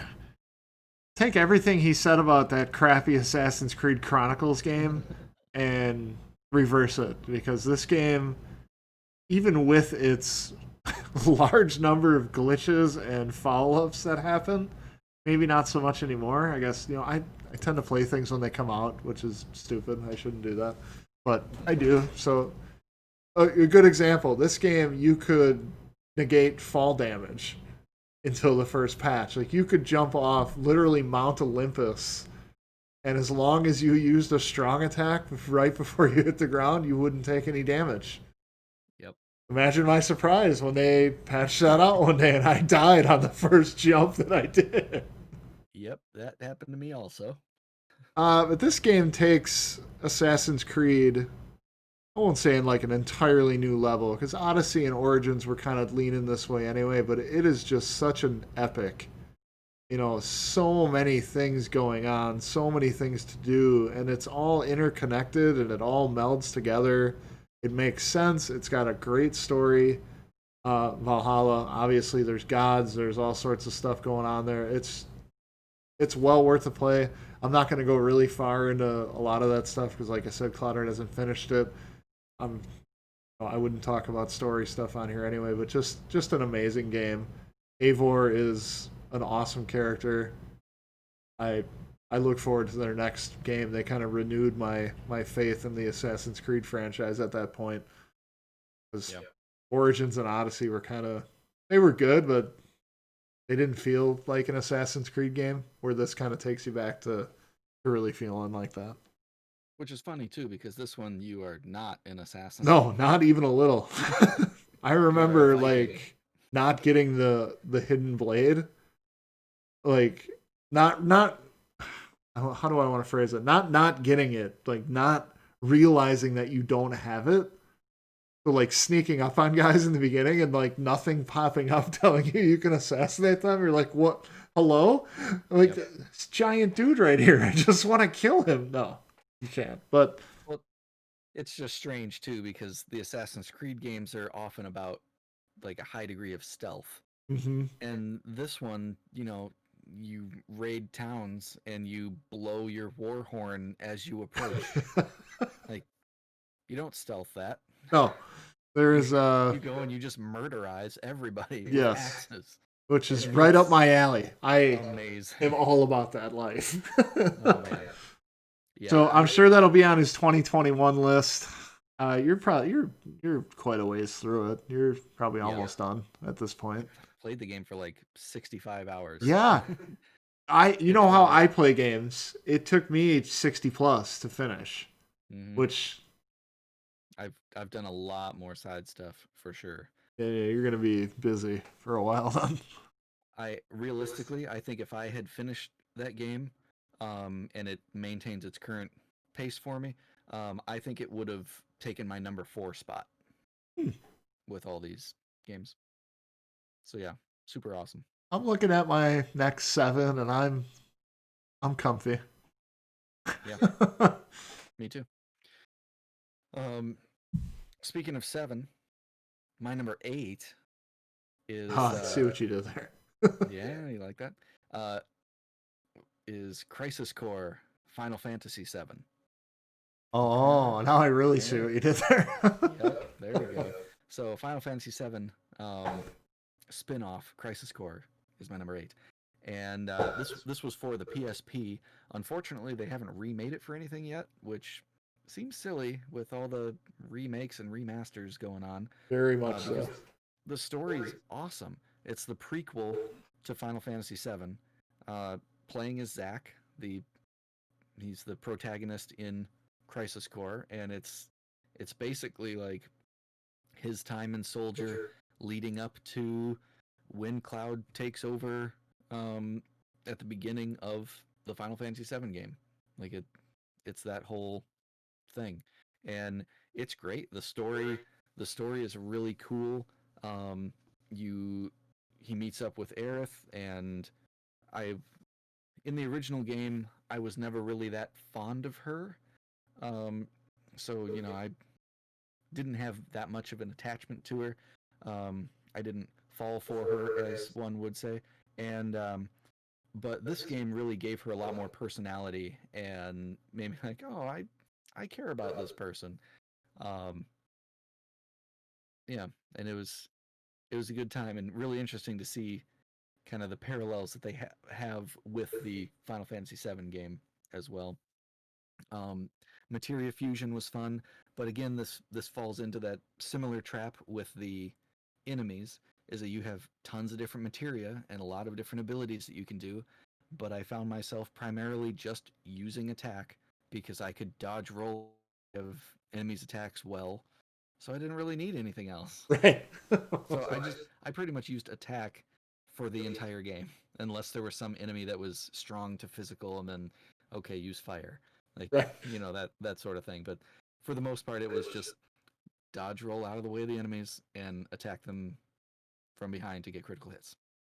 Yeah, but it was great, a lot of fun. Gotta get around to playing that one of these years. I started it in 2020, but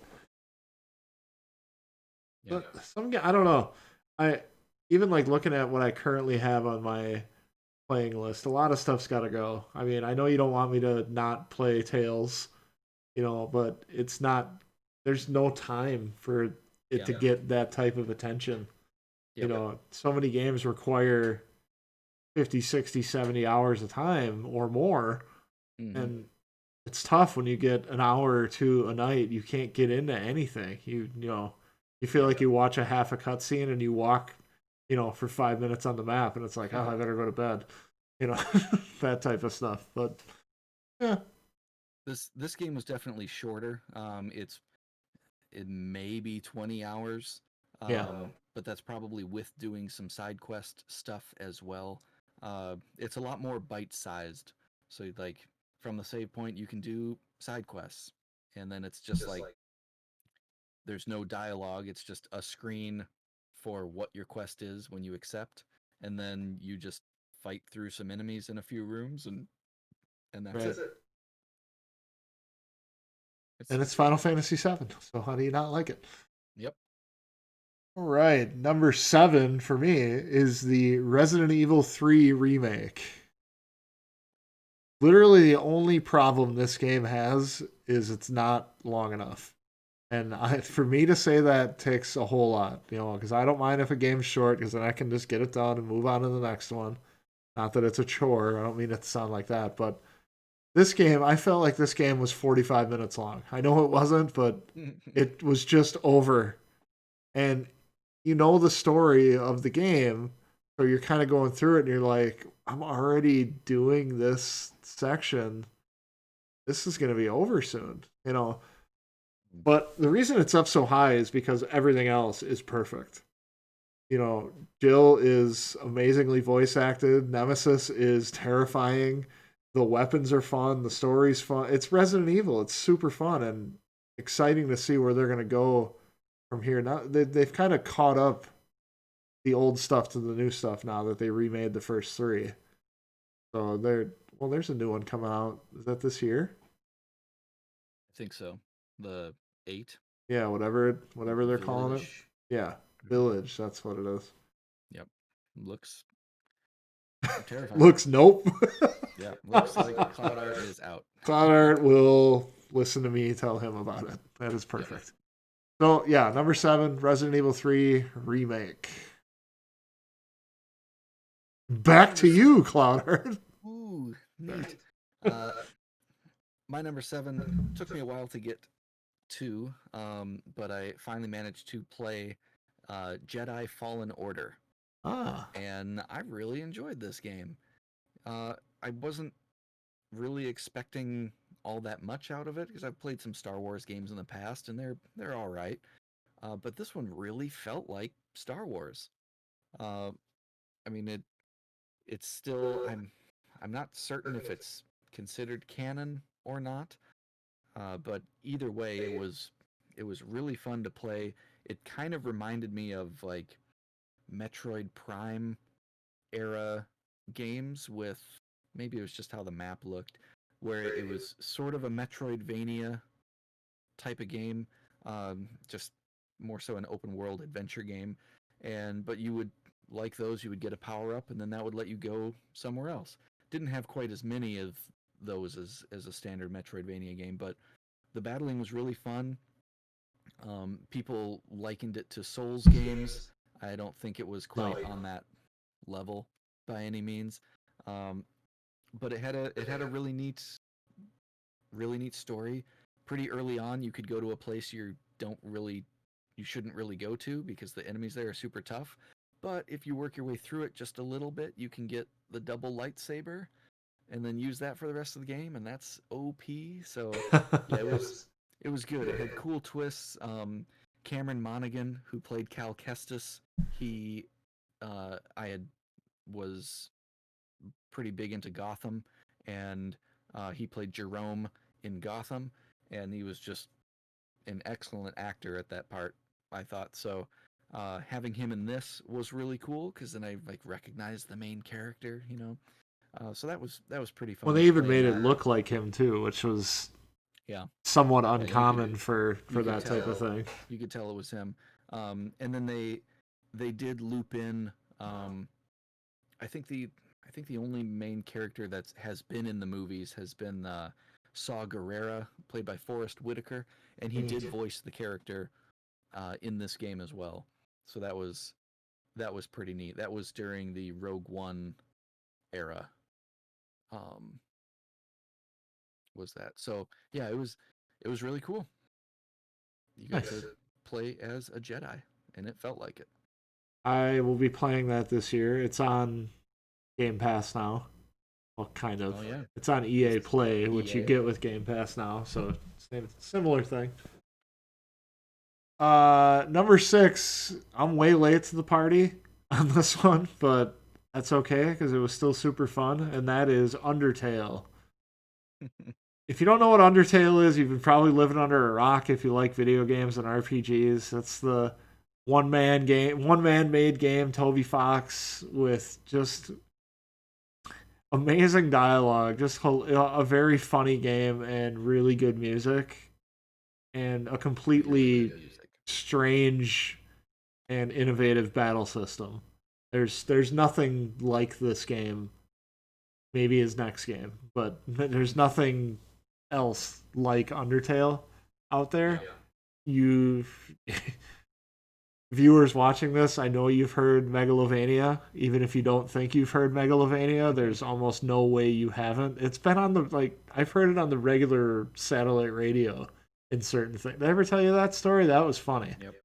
Yep. My brother has a show, a fantasy sports show, fantasy football and all that type of stuff. And you know how radio stations have like that little carry in music to bring back the show.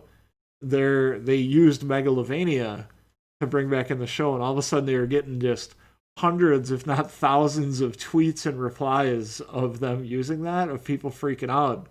I remember my brother texting me. He's like, "What the hell is Megalovania?" I said, "Dude, you have no idea what you just did." Fun stuff. Undertale, yeah. What's his new thing called? It's not new anymore, but I don't know. that 5-part. Uh, Oh, yeah, Delrune, yeah, Deltarune. Deltarune. Deltarune, Deltarune. I have no experience with I Deltarune. I downloaded the first because like it's one of those first episodes free thing. Yeah. And it had similar art style and good music and stuff. I just didn't. I think I was like doing something else also at the time and just didn't have the focus for it. Right. But I'm sure it's great. Yeah, he does a pretty good job. Yeah. So my number 6, I was kind of surprised that it lined up in this order, because in Jedi Fallen Order you got to play as a Jedi, but in Beat Saber you get to be the Jedi. Beat Saber being Wow. a VR rhythm game, but the wands that you're holding, I played it on PS4, or yeah, PS4, PSVR. The wands that you're holding, you see them in the game as essentially lightsabers, Yep. and so there are blocks coming at you as the notes, and then you have to slash those notes and keep your colors coordinated. So like the red is with your left hand and blue is with your right hand, and uh, man, we played it so much. Even though the PlayStation has really limited music selection, we still played it a lot.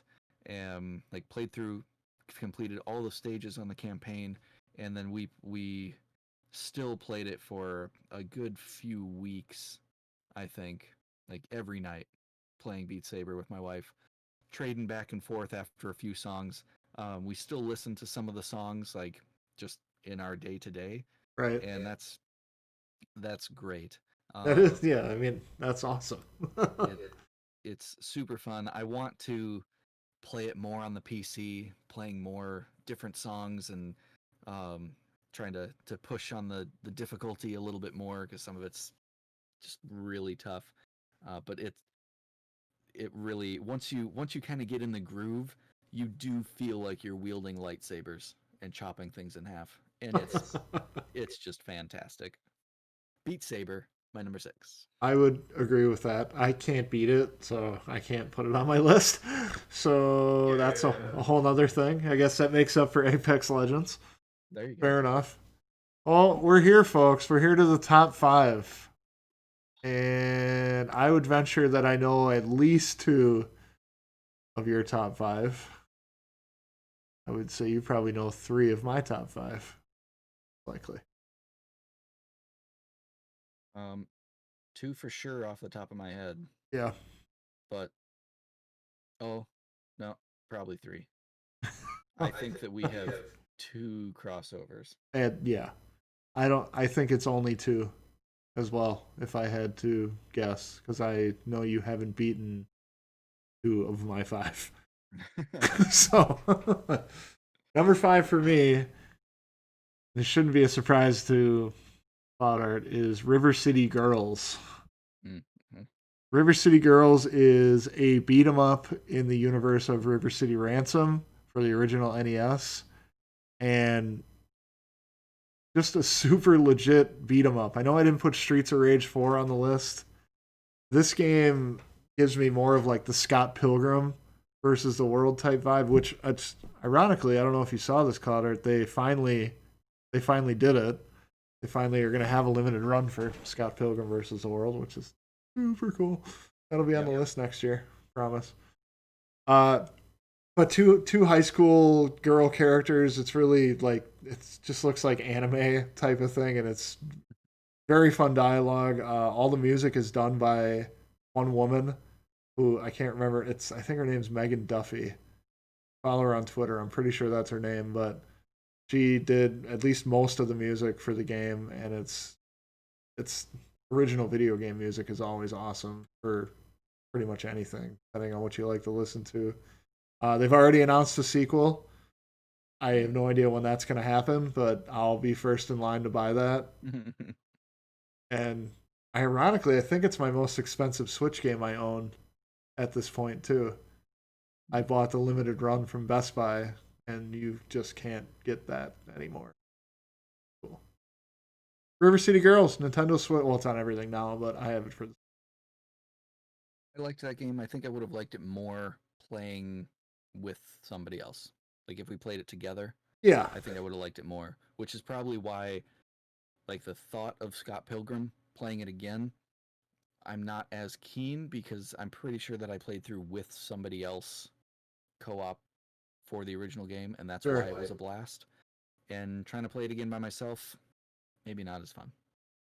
Ironically, River City Girls is the only game I have completed out of all the 692 that I've completed that I did in a different country. That is the only game I completed on the trip to Cabo, which also part of that story is I forgot the Switch dock. So I beat that entire game in handheld mode, No. which is just the worst. If you know me, I hate handhelds. I don't know. I got big, like, kind of grilly hands, and I just am in so much pain after playing for an hour. And a beat 'em up, you're just, no. Oh man. I probably should play it again on Xbox, with a controller on a TV. It's probably going to be a lot more fun, but yeah. Number 5, River City Girls. Nice. Mm-hmm. My number 5 is yet another roguelike, and that is Undermine.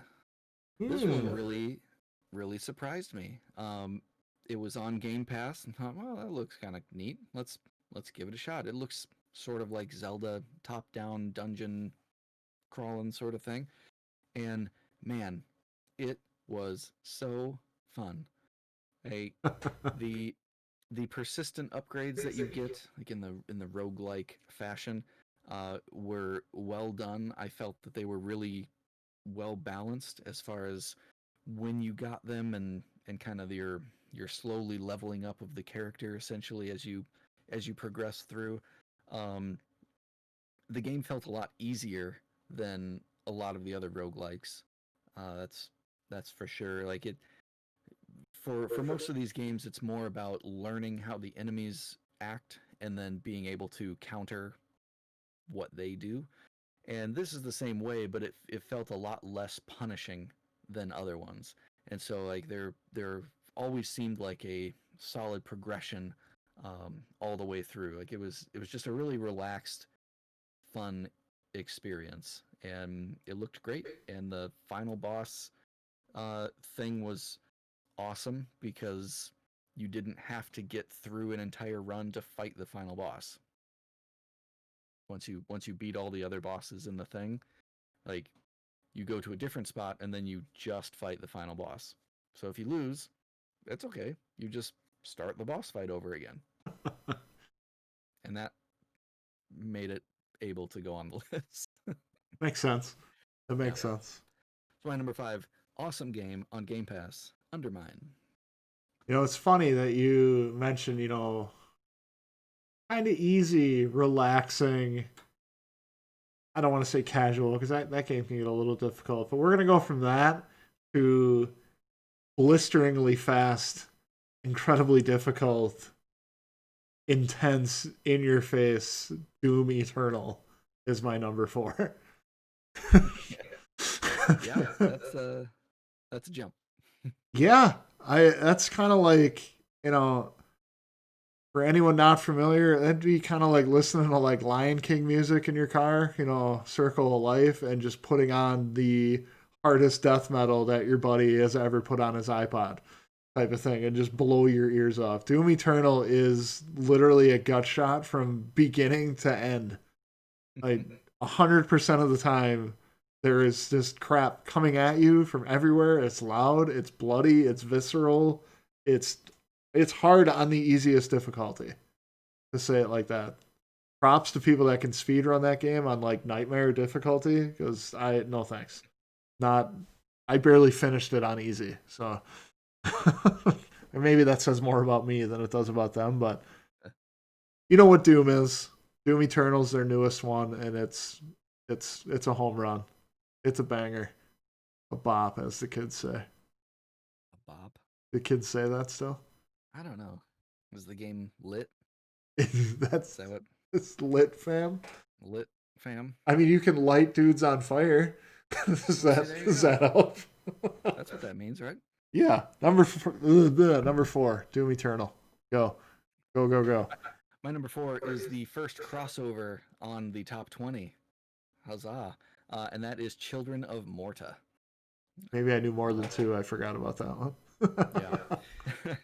Yeah. So, a lot of what Peanut said, I feel exactly the same way. The story is incredibly engaging. As you progress through, the feeling of family and camaraderie really shines through, and it really surprised me too, because the graphics are not that great. Like it's basically 8-bit graphics. Yeah. But they do such a good job with it that, the characters all look unique and they act unique and they have different abilities and play styles and everything. And it's really solid.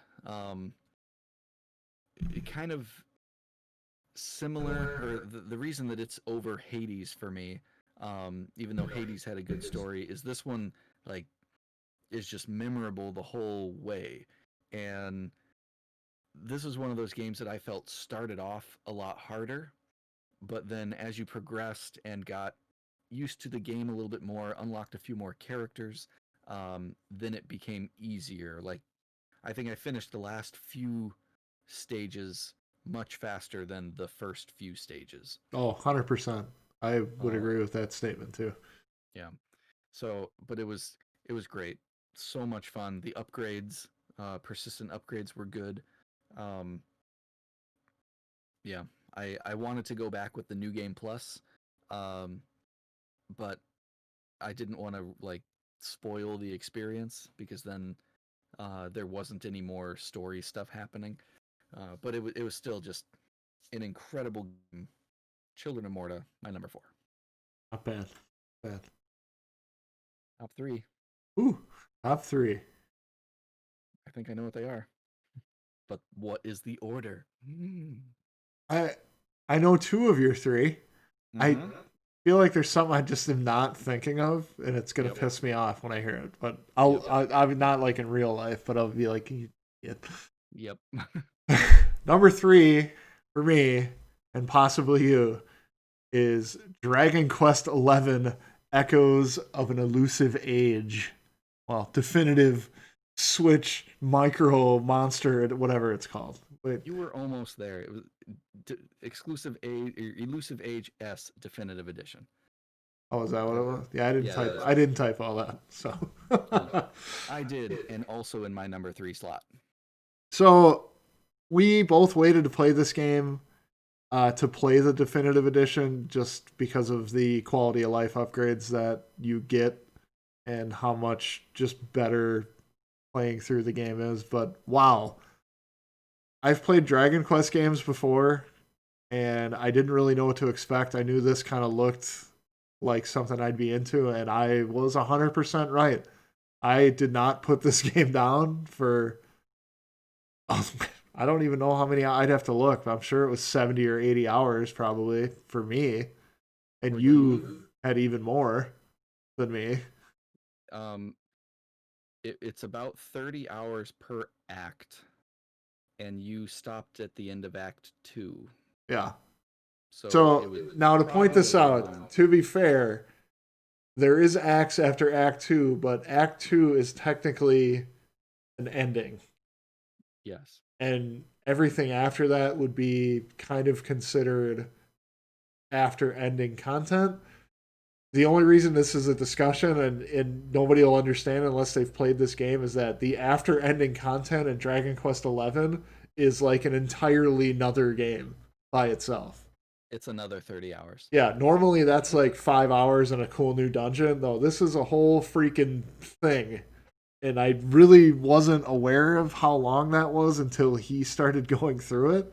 I finished it and was all excited. And he's like, "Oh, there's some stuff you can do after."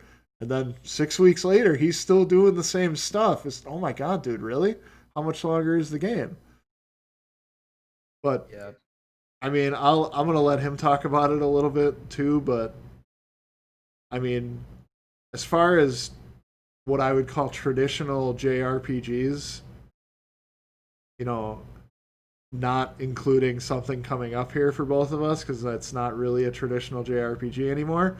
Not, This is the definitive RPG of this generation, easily. I don't even think it's close. nope. May, I I mean, there's one that's completely close. agree. There's one that's close, but you didn't finish it this year, and I haven't played it yet. And that would be Persona. Mm. And this console generation, I'd say those are right there as far as that. I know you're going to pick Persona over that most likely. That's yeah. That's tough. I think Persona would be over just because I like the story better. Right. This is a lot more traditional of a story, and that's more modern. But uh, that's a whole nother thing. Yes, that's a whole nother video But if yeah, we're going to talk about I Persona. I agree with you 100% about everything that you said. Um, the game is super long, but it doesn't feel like it because how the game progresses is it keeps moving you along from story point to story point. So a lot of times in RPGs, you get to a point where you're like, okay, well, I have to go to this town that's on the other side of the world, and I have a million side quests I can do along the way. This is like, no, you go to the next area, and then you get there, and the thing that you need to do there, you can't do because you have to do a side quest for somebody first, and then they'll help you with what you're trying to do. So you go do that, and it's another side dungeon or something. Then you come back, and then you get to do the thing you need to do, and then that leads you somewhere else. Like it pushes you along really nicely, um, and it's I'm actually I don't know if I've told you this, Peanut. You did. I'm playing through it again right now because my daughter had come in and seen bits and pieces as I had been playing it earlier in the year, and she liked it so much that when we do like we're we're being pretend characters, we are almost always the characters from this game. Like she wants to be Eric or she wants to be Jade, and it's always like, okay, well, Axel's silly, so he can be Sylvando, and Dad, who are you gonna be? Well, I guess I'll be the old guy, Rab. Like, you know, um, and like just with Akira Toriyama's artwork, it just gives it that colorful, cartoony feeling, and it just is such a great time. Not to The mention orchestral music mhm, throughout. yep.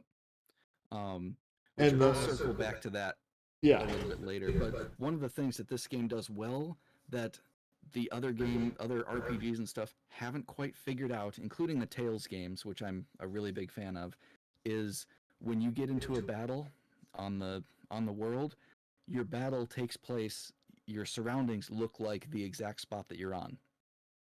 And nothing else really does that. The Tales series has tried to do that, but you end up one of them would like separate you into a separate arena that's kind of in the area but not quite, and then another one was like, well, you're going to be battling right in this spot, and then it had all sorts of issues with camera stuff being stuck behind things. But this one figured it out with the turn-based battle basically right where you're at. And that's great. And I looked at my note for this game, since in our listing rules we consider when you get to the credits that you have completed the game, because that's the end of the game. Within reason. Right. Not like I'm going to choose the bad ending right at the beginning of the game and put on the list. Far Cry 4. And so in this game, at the end of the second, like, you have a goal that you're doing from the beginning of the game. You complete that goal, but then it's not the end of the game, and you have another 30-hour segment. And then you have a new goal of, well, now this has happened, so I need to do this. So then you go and you do that thing, and then you get the credits. And it's a decently happy ending. You know, it seems like this could be it, and that's fine. And then it starts you back up, and it's like, well, hey, why don't you go travel around and talk to the people and see what's changed? And then you uncover some more interesting stuff, and now that kind of leads you on a whole new quest, and it's another 30 hours to get to the penultimate bad guy. And like, it makes sense in the story that you see kind of clips of that or hints about it as I'm replaying it. You see hints about that throughout the game. You just don't know, and some of that stuff isn't explained until that part of the game. Right.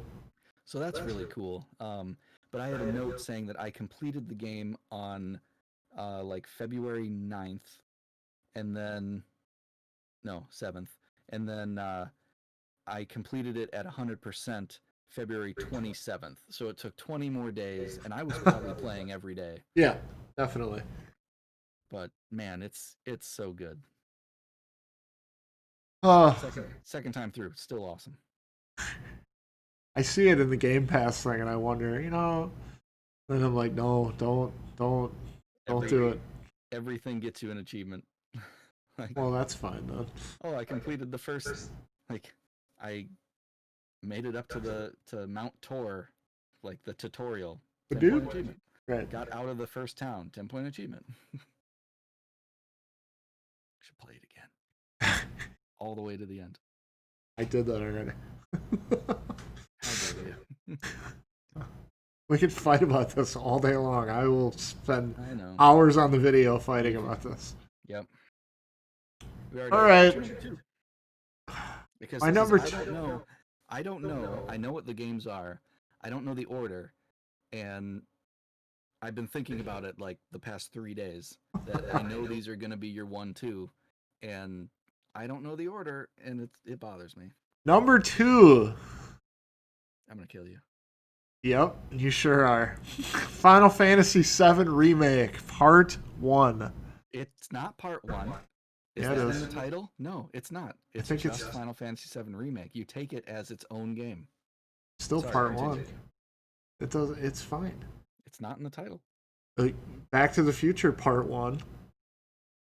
It's still, that's not in the title, but that's what somebody would think of it as. There's going to be more.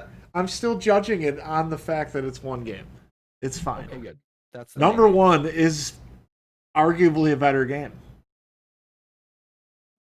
You take your nostalgia goggles off for a couple seconds, and jump into it. It's fine.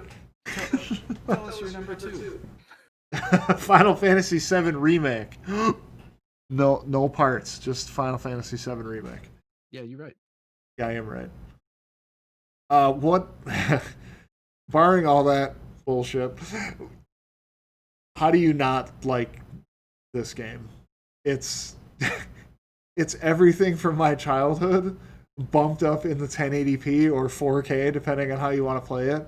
It's all my favorite characters doing all the things that I want them to do and more for 40 hours of what took me 3 hours when I was a kid.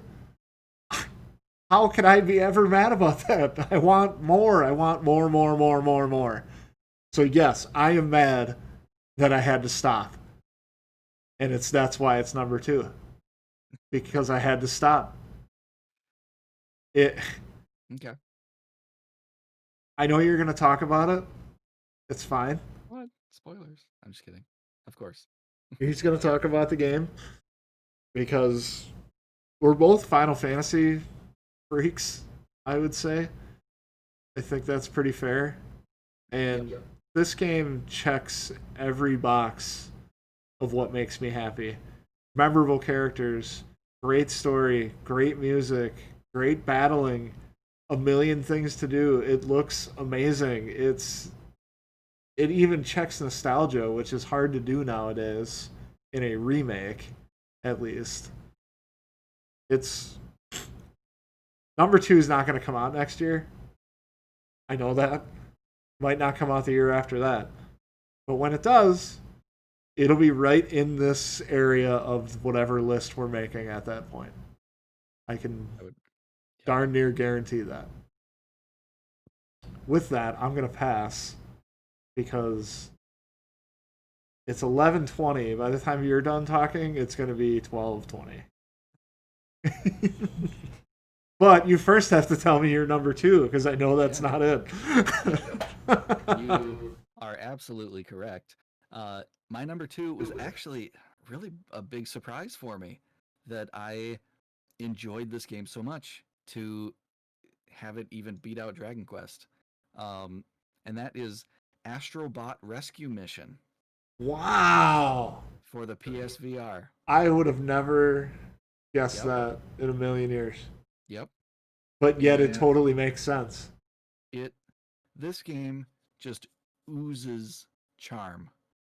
They when the PSVR first came out, they had the game room bit, and it Yep. kind of had these robots stuff, and they had one basically demo-esque level saying this is something that you could do with the PSVR, and it was like a 3D platforming adventure game level, and it was so cool. It was so cool, in fact, that they eventually made a full-fledged game of it, and that's what this is. And man, none of the levels disappoint. It is engaging, partly because it's VR, so you're looking around for stuff, and you have to actually be looking around for things, which is fun. I mean, it's still kind of gimmicky at this stage in the VR realm, but man, they do a good job with it. All the levels are super fun. The bosses are great. They look fantastic. Like, I mean, it feels like back in the 90s when we had our adventure games and the emotion that those gave back then. Like, oh, this is cool. I'm discovering things and finding secrets, and oh, there's a cool big boss, and it's so cartoony and neat. And, obviously you don't get those feelings anymore from those 90s games because of the graphics and everything, but this evoked those same feelings. And it was so fun. The shark was scary. I'm not a fan of sharks. So first time fighting that boss was a little unsettling. Interesting. But everything else was so good. The music was fun. I mean, the game's kid friendly. So That helps. my daughter was able to watch that for a bit, and like she enjoyed it.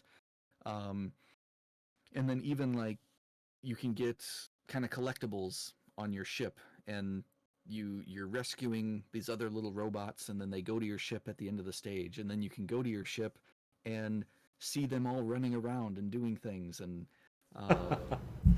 it's so cute and so fun. I didn't want it to end. Like I almost had to stop myself from continuing playing because I wanted to draw out the experience. And there's not much that does that. Like every other game, I'm like, ooh, I need to just eat all this content right now and get it done as quick as I can. Right. This, man, I wanted it to go on forever. Absolutely fantastic game, Astrobot Rescue Mission on PSVR. And I wish I had a PSVR so I could play that. It's fine. You have other backlog games.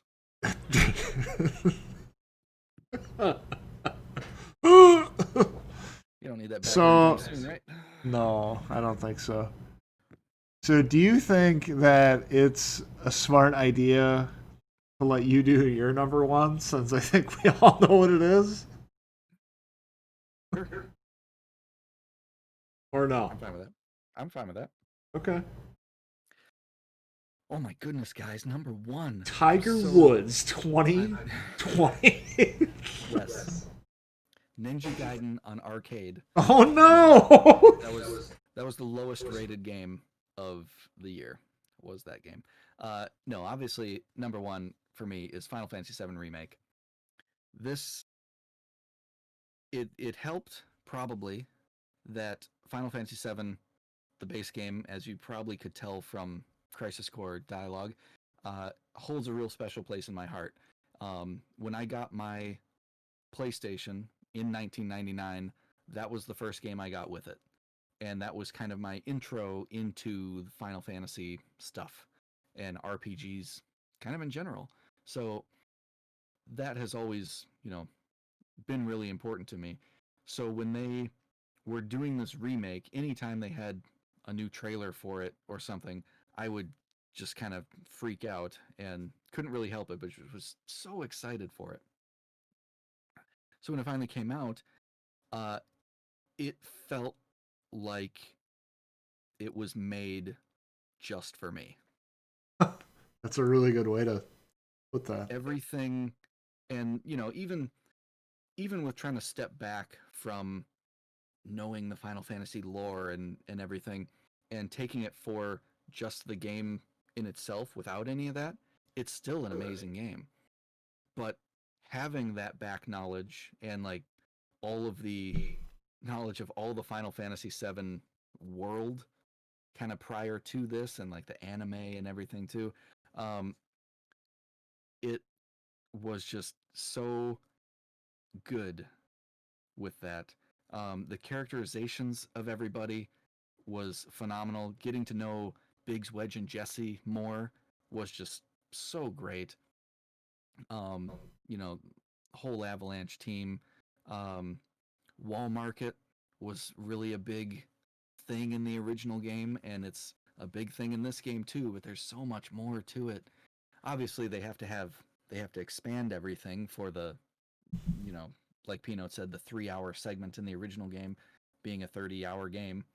Um, but man, they did such a good job with everything, and um, the story was super fun. Even with adding all this new stuff and more backstory, it just felt great. And there were side quests to it, but it wasn't an overwhelming amount of side quests like a lot of RPGs do. It was, just enough where you go, okay, well, there's like 4 side quests only, and I may as well just do those before continuing on. And then that gives you, added benefit of something changing in the future in the game. Um, but like the, I played through the whole game with my wife watching also, and we were blown away the entire time. And then when I finished it, I immediately started the game over again on hard and played through the entirety of the game again to get all of the achievements for it. And did do that, and it was still amazing. And we listened to the soundtrack probably 2 or 3 times a week, and every time there's music in there that just brings us back to the game, and we go, man, we should really play that game again. Like I constantly want to play this game. This is my new favorite game of all time, and the like even just listening to the music can evoke a lot of those emotions. And there were a lot of parts that the music was just played such a huge role in it. And that's one thing that this game really has over Dragon Quest. While that had the really nice orchestral music, there were 30 tracks for Dragon Quest. There are 157 for Final Fantasy VII, and it's a shorter game. Like it was such a big deal for the impact of a lot of scenes and everything was the music. Just so incredible. And then when they go and have, this is a game that and then they kind of tweak some things for it. So then it's not quite exactly what you know and what to expect.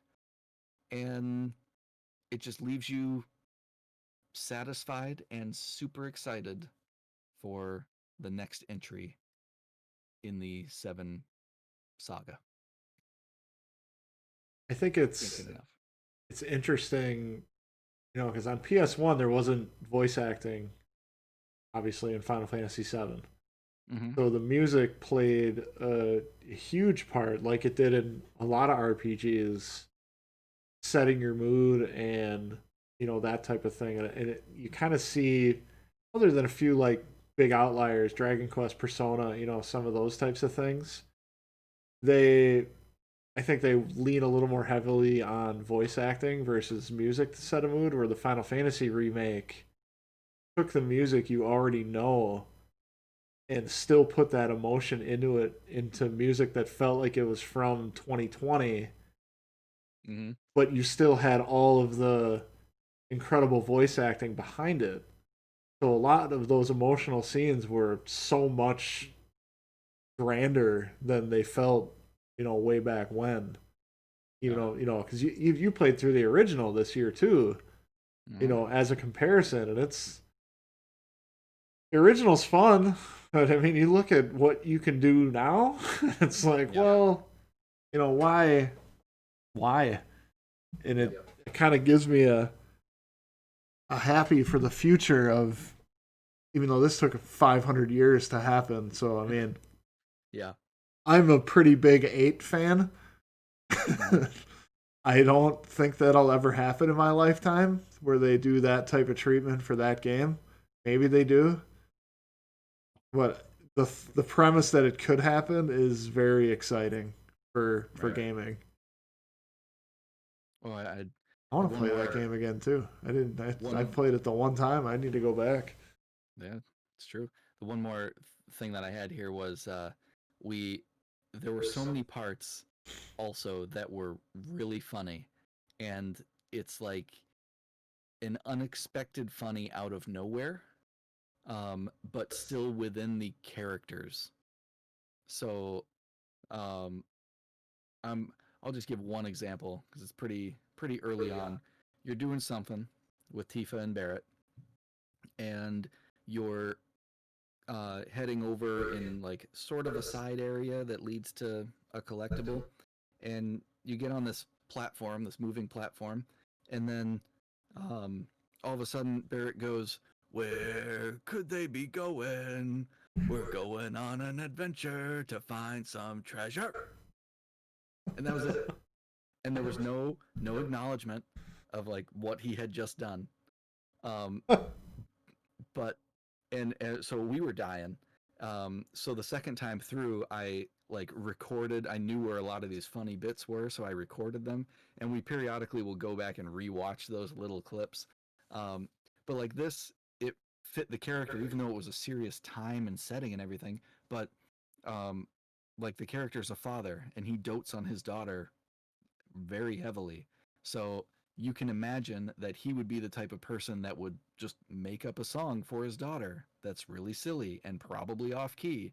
And that's exactly what had happened. And like they're having to stand there while the platform's moving and hey, we're looking for treasure. I'm just gonna sing Right. this real quick.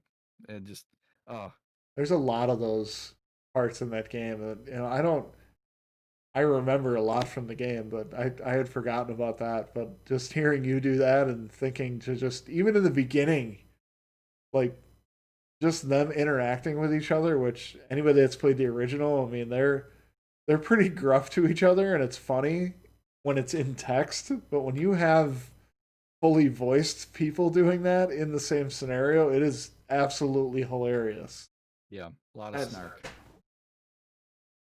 So Oh, good. one more, my, huh? My number one game of all time at this point Yikes. is now Final Fantasy VII Remake. Good luck living up to that 2021. Yeah, exactly. Eventually, he's going to play Bloodborne. No? All right. Nah. So, number one for me, Cloudart knows what it is. You guys may not know what it is. It is the amazingly epic game from, hopefully I get this right, Sucker Punch. It is Ghost of Tsushima. I don't really even know where to start with this game. So many things that we've said about all of these other games is apparent here. And what I mean by that is, like, if you remember when I talked about Resident Evil, the only problem that it had is it wasn't long enough. The only problem that another game had, it just did this thing just not really well. It did a lot of things decently. Ghost did not have that problem. Ghost succeeded in every category that a game can be judged by. Whatever you want to throw at it. Music, controls, combat, graphics, pacing, story, beginning, middle, ending, everything, upgrades. It is. I was surprised. I had high hopes going into that game, and it really. It's the game that made me want to start doing YouTube again, for crying out loud. I know that never materialized into a review video or anything like that, but it was that good playing through it. Like, I want to record how I feel about this game while I'm playing it.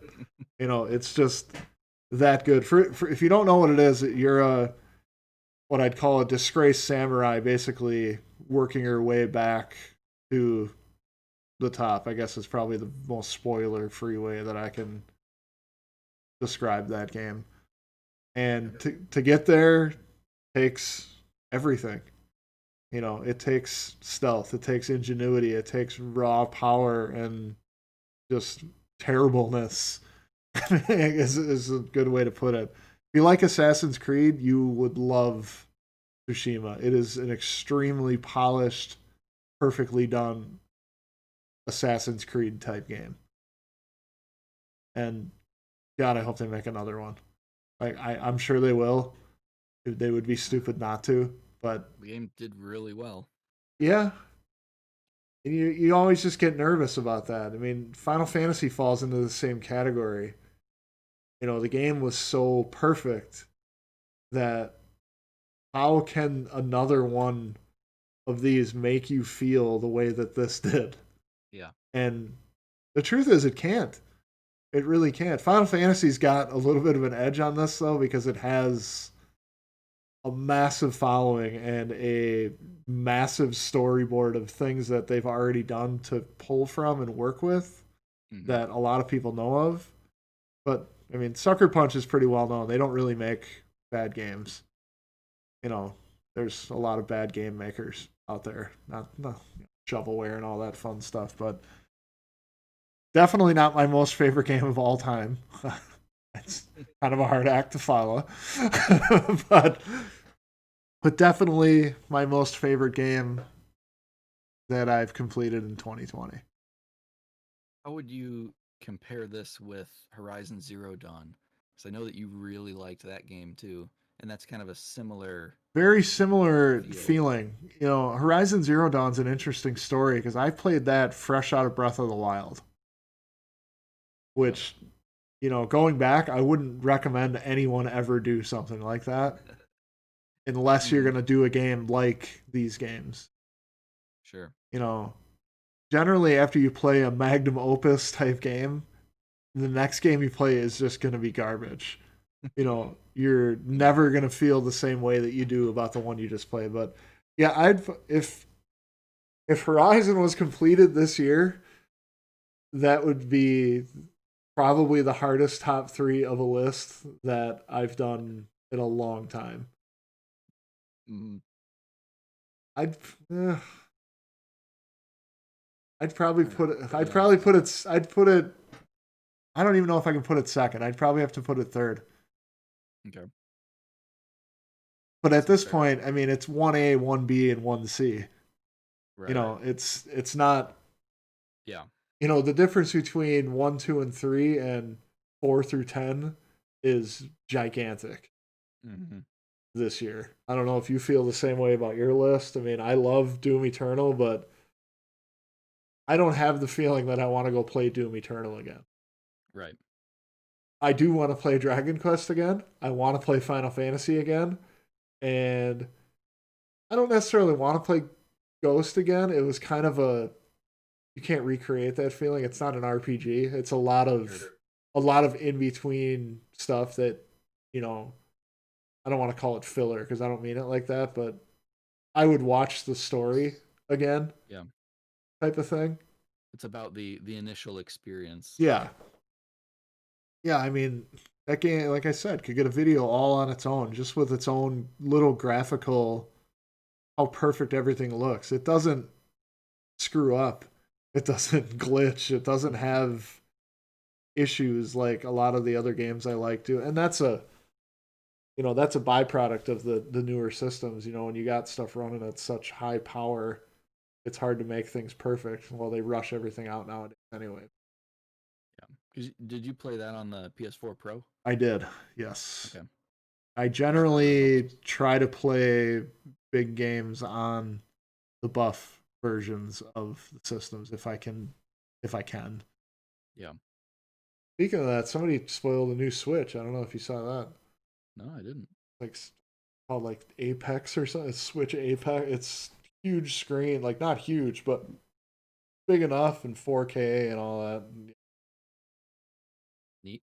Just in time for Breath of the Wild 2. It'd Yeah. be just fine. Which I will say, um, I could have put this in the honorable mentions. I forgot. We finished the Hyrule Warriors Age of Calamity yesterday, and that was phenomenal. We played it more today because there's Yeah. post story content, of course. Um, but it's easily the best Warriors game, and it makes me excited, even more excited for Breath of the Wild 2, because there was more story in this than Breath of the Wild. Well, And that's not too hard. There's more story in this video than there was in Breath of the Wild. yeah, you're not wrong. Um, but I wanted to tell you too, since I hadn't talked with you. So I've been running on an original Switch, and starting in Paper Mario and the Origami King, it's the fan went out, so it would periodically overheat after like half hour, 45 minutes. Okay. Well, we had been trying to get through Hyrule Warriors. That's the last one before we start using a new Switch, and um, we were in. It had only happened like one time during our play of this game. During the final cutscene of after beating the boss, and then it's like cutscene of them doing the final hit sort of thing. Oh no. They were like doing the about to go forward to deliver the blow, and then it popped up of your system's overheated and has to shut down. Boo. Oh no. That makes me sad.